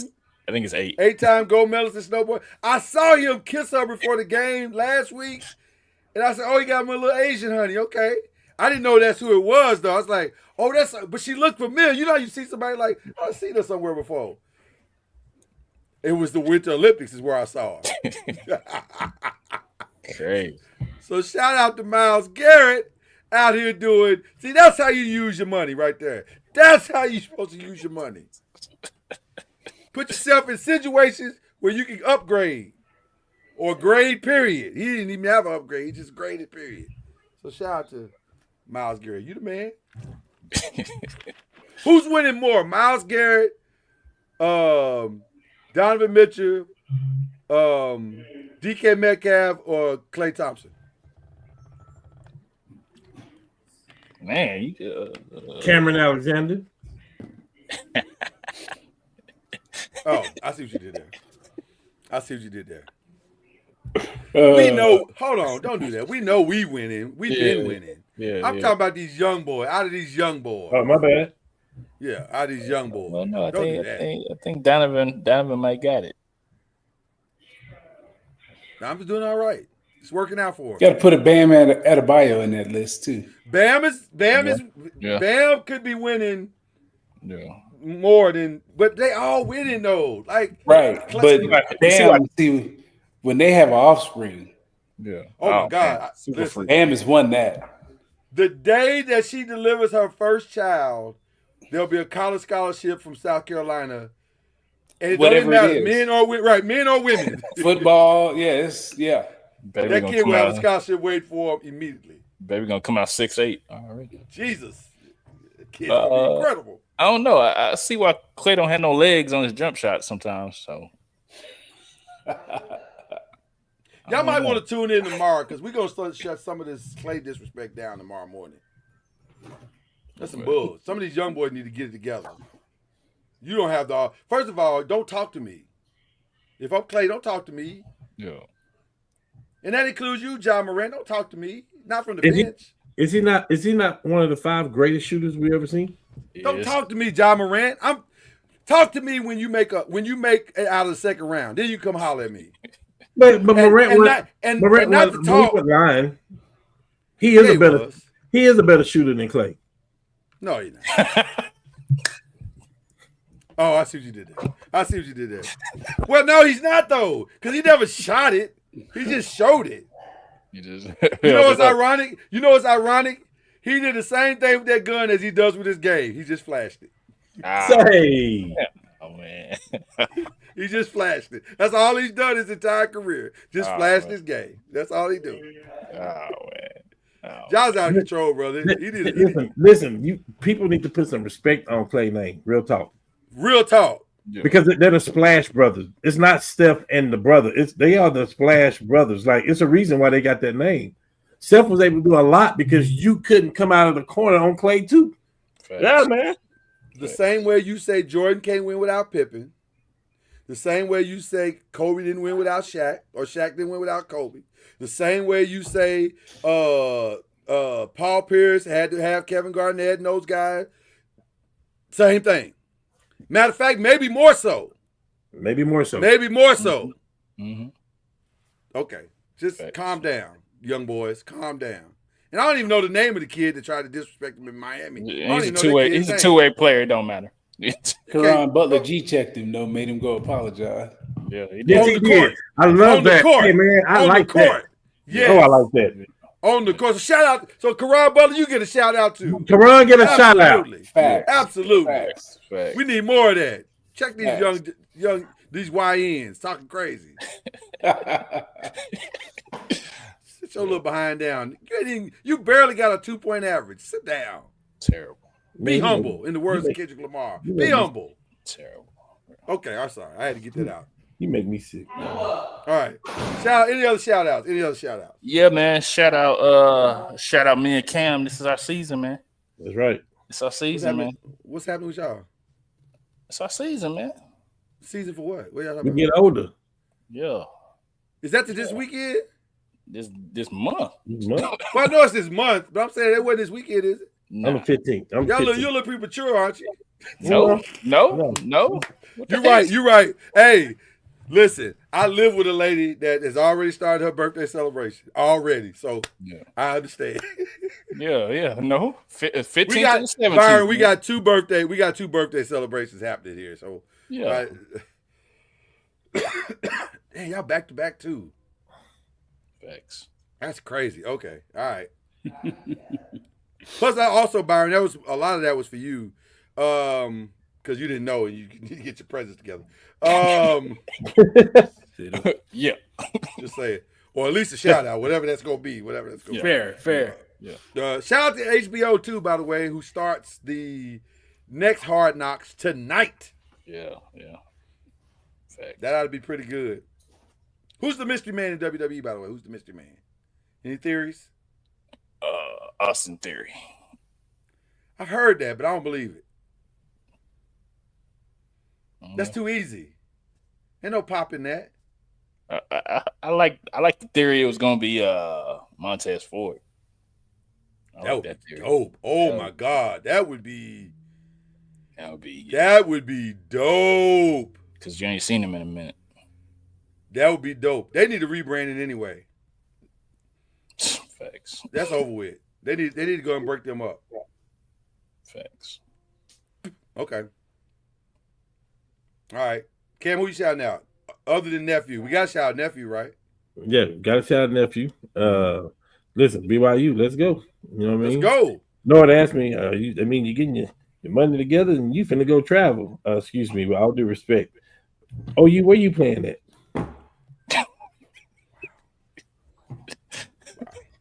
I'm gonna do some traveling. That's where I'm going. Don't be scared of the Mormons. Yeah, you don't want to go I ain't there. scared of them at all. But I'm taking advantage of an incredible season that we had when everybody counts out. Had the second hardest schedule in college football. Yeah, Everybody. 100%. That's not even a euphemism. That's everybody. And honestly, that was my shout out. Was to not my team, to our defense. Shout out to our defense that has That was won my shout out. 85% of our games this year. Shout out to our defense and shout out for Venables taking over the play calling on defense. Shout out to that. By the way, I'm cool with that, but you can go get Stoops if you want to come on back too. I'm just saying He ain't doing nothing. Yeah, he could be a busy. coordinator on there. I take him. I take busy. Stoops all day. Yeah, will. I got some stories that make you say no to that. I got you. I'll send you a text. Oh my. Okay. All right. Anything else? And always shout out to the wives who allow us to do this and support us tremendously. And shout out to the fam bams. How's baby girl doing? Incarnate. She had a good game last week. Last weekend at Rice. Didn't show up in the stats, but really good game. She had a good game. Okay. They play TCU tomorrow, so Nice. we'll see. But she's doing good. Who play TCU tomorrow? My daughter. Who she play for? Incarnate Word. So is that game at TCU? Yeah. You going? Yeah. Yeah, we'll be there. Okay. Nice to see you Charlie there. them came up short tonight in their first win. We'll be in section 1, right by their bench. Okay. Let me get old Kurt on the line. If you're a long time alumni. Well, shout out to you for supporting then, Cam. That's what's up. There you go. But yeah, I was gonna shout out OU. 167 points given up total. Cam just flexed himself. Yeah, he did. You did kind of flex. Hit that button, man. Yeah, you did kind of flex, Cam. I may have to. What did I say to flex myself? Did I say something wrong? What did I say? And that was a humble flex. Yep. Try to shout it out. Situation. Oh, just Who was winning? Let me call and get these tickets. Who was winning? Just Kurt No, that was for. I want to flex to myself. I just listen. I'm very appreciative of people. I mean, it's all good. But Right. it is a flex though. It was a flex. We don't have many of those on this show, but when we do, we have to acknowledge them. So Well, hell, I wish I could call Jonathan Taylor then. Get this together. I hear that. All right, gentlemen, it's been beautiful as always. Lot to talk about today, so please excuse the length of the show, but we had it was a lot to talk about today. We missed a week. Facts. Yeah, and we missed a week. That's probably the biggest reason why it went as long, because we missed a week. So there you go. Facts. But in the morning, Pressing Pros, if you're watching this on tonight or tomorrow, you got Pressing Pros in the morning. No, that's not true. Pressing Pros will be on Thursday. We're doing a mashup on Thursday. So Pressing Pros will be with Believe in the ACC. And then I think next week, I think I can announce this. I think next Thursday on Believe, we're gonna have Master P. I think it's where we are. Oh, which will be an interesting time, because Stops. Nice. I'm gonna see if I can make him say That's my goal. Yeah, he's the ops, man. My daughter, he's at UNO. My daughter played him. They're in the same conference. Are they in the same conference? Oh wow. Okay. Uh-oh. All right. Well, listen, I'm looking forward to chopping it up with him. That's gonna be an interesting conversation. That's what's up. We may have a special guest on here too next week. Oh, listen, I'm all here for the special guest. You know that. So, but nonetheless, let's keep the thing rolling like we've been doing. It's been great. It's been fun. Byron, you are an amazing brother. We appreciate you joining the fam like you have. Yes, sir. And let's keep this thing going, brother. Let's keep it going. 5, we out this.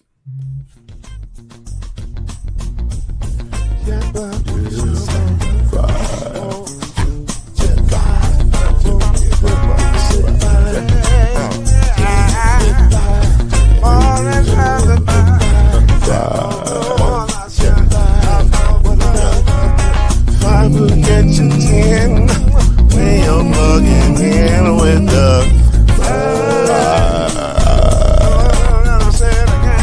There's no mystery. Let's make history with the 5. Oh, the strongest 2 and 3. Add 1 more plus me and do the 5. Yeah, we keep it on the floor, and the funk plus 4, and you got 5. 5. I said before, 1 and 9 is 10, and there ain't no span on the 5. The 5. There's no denying it.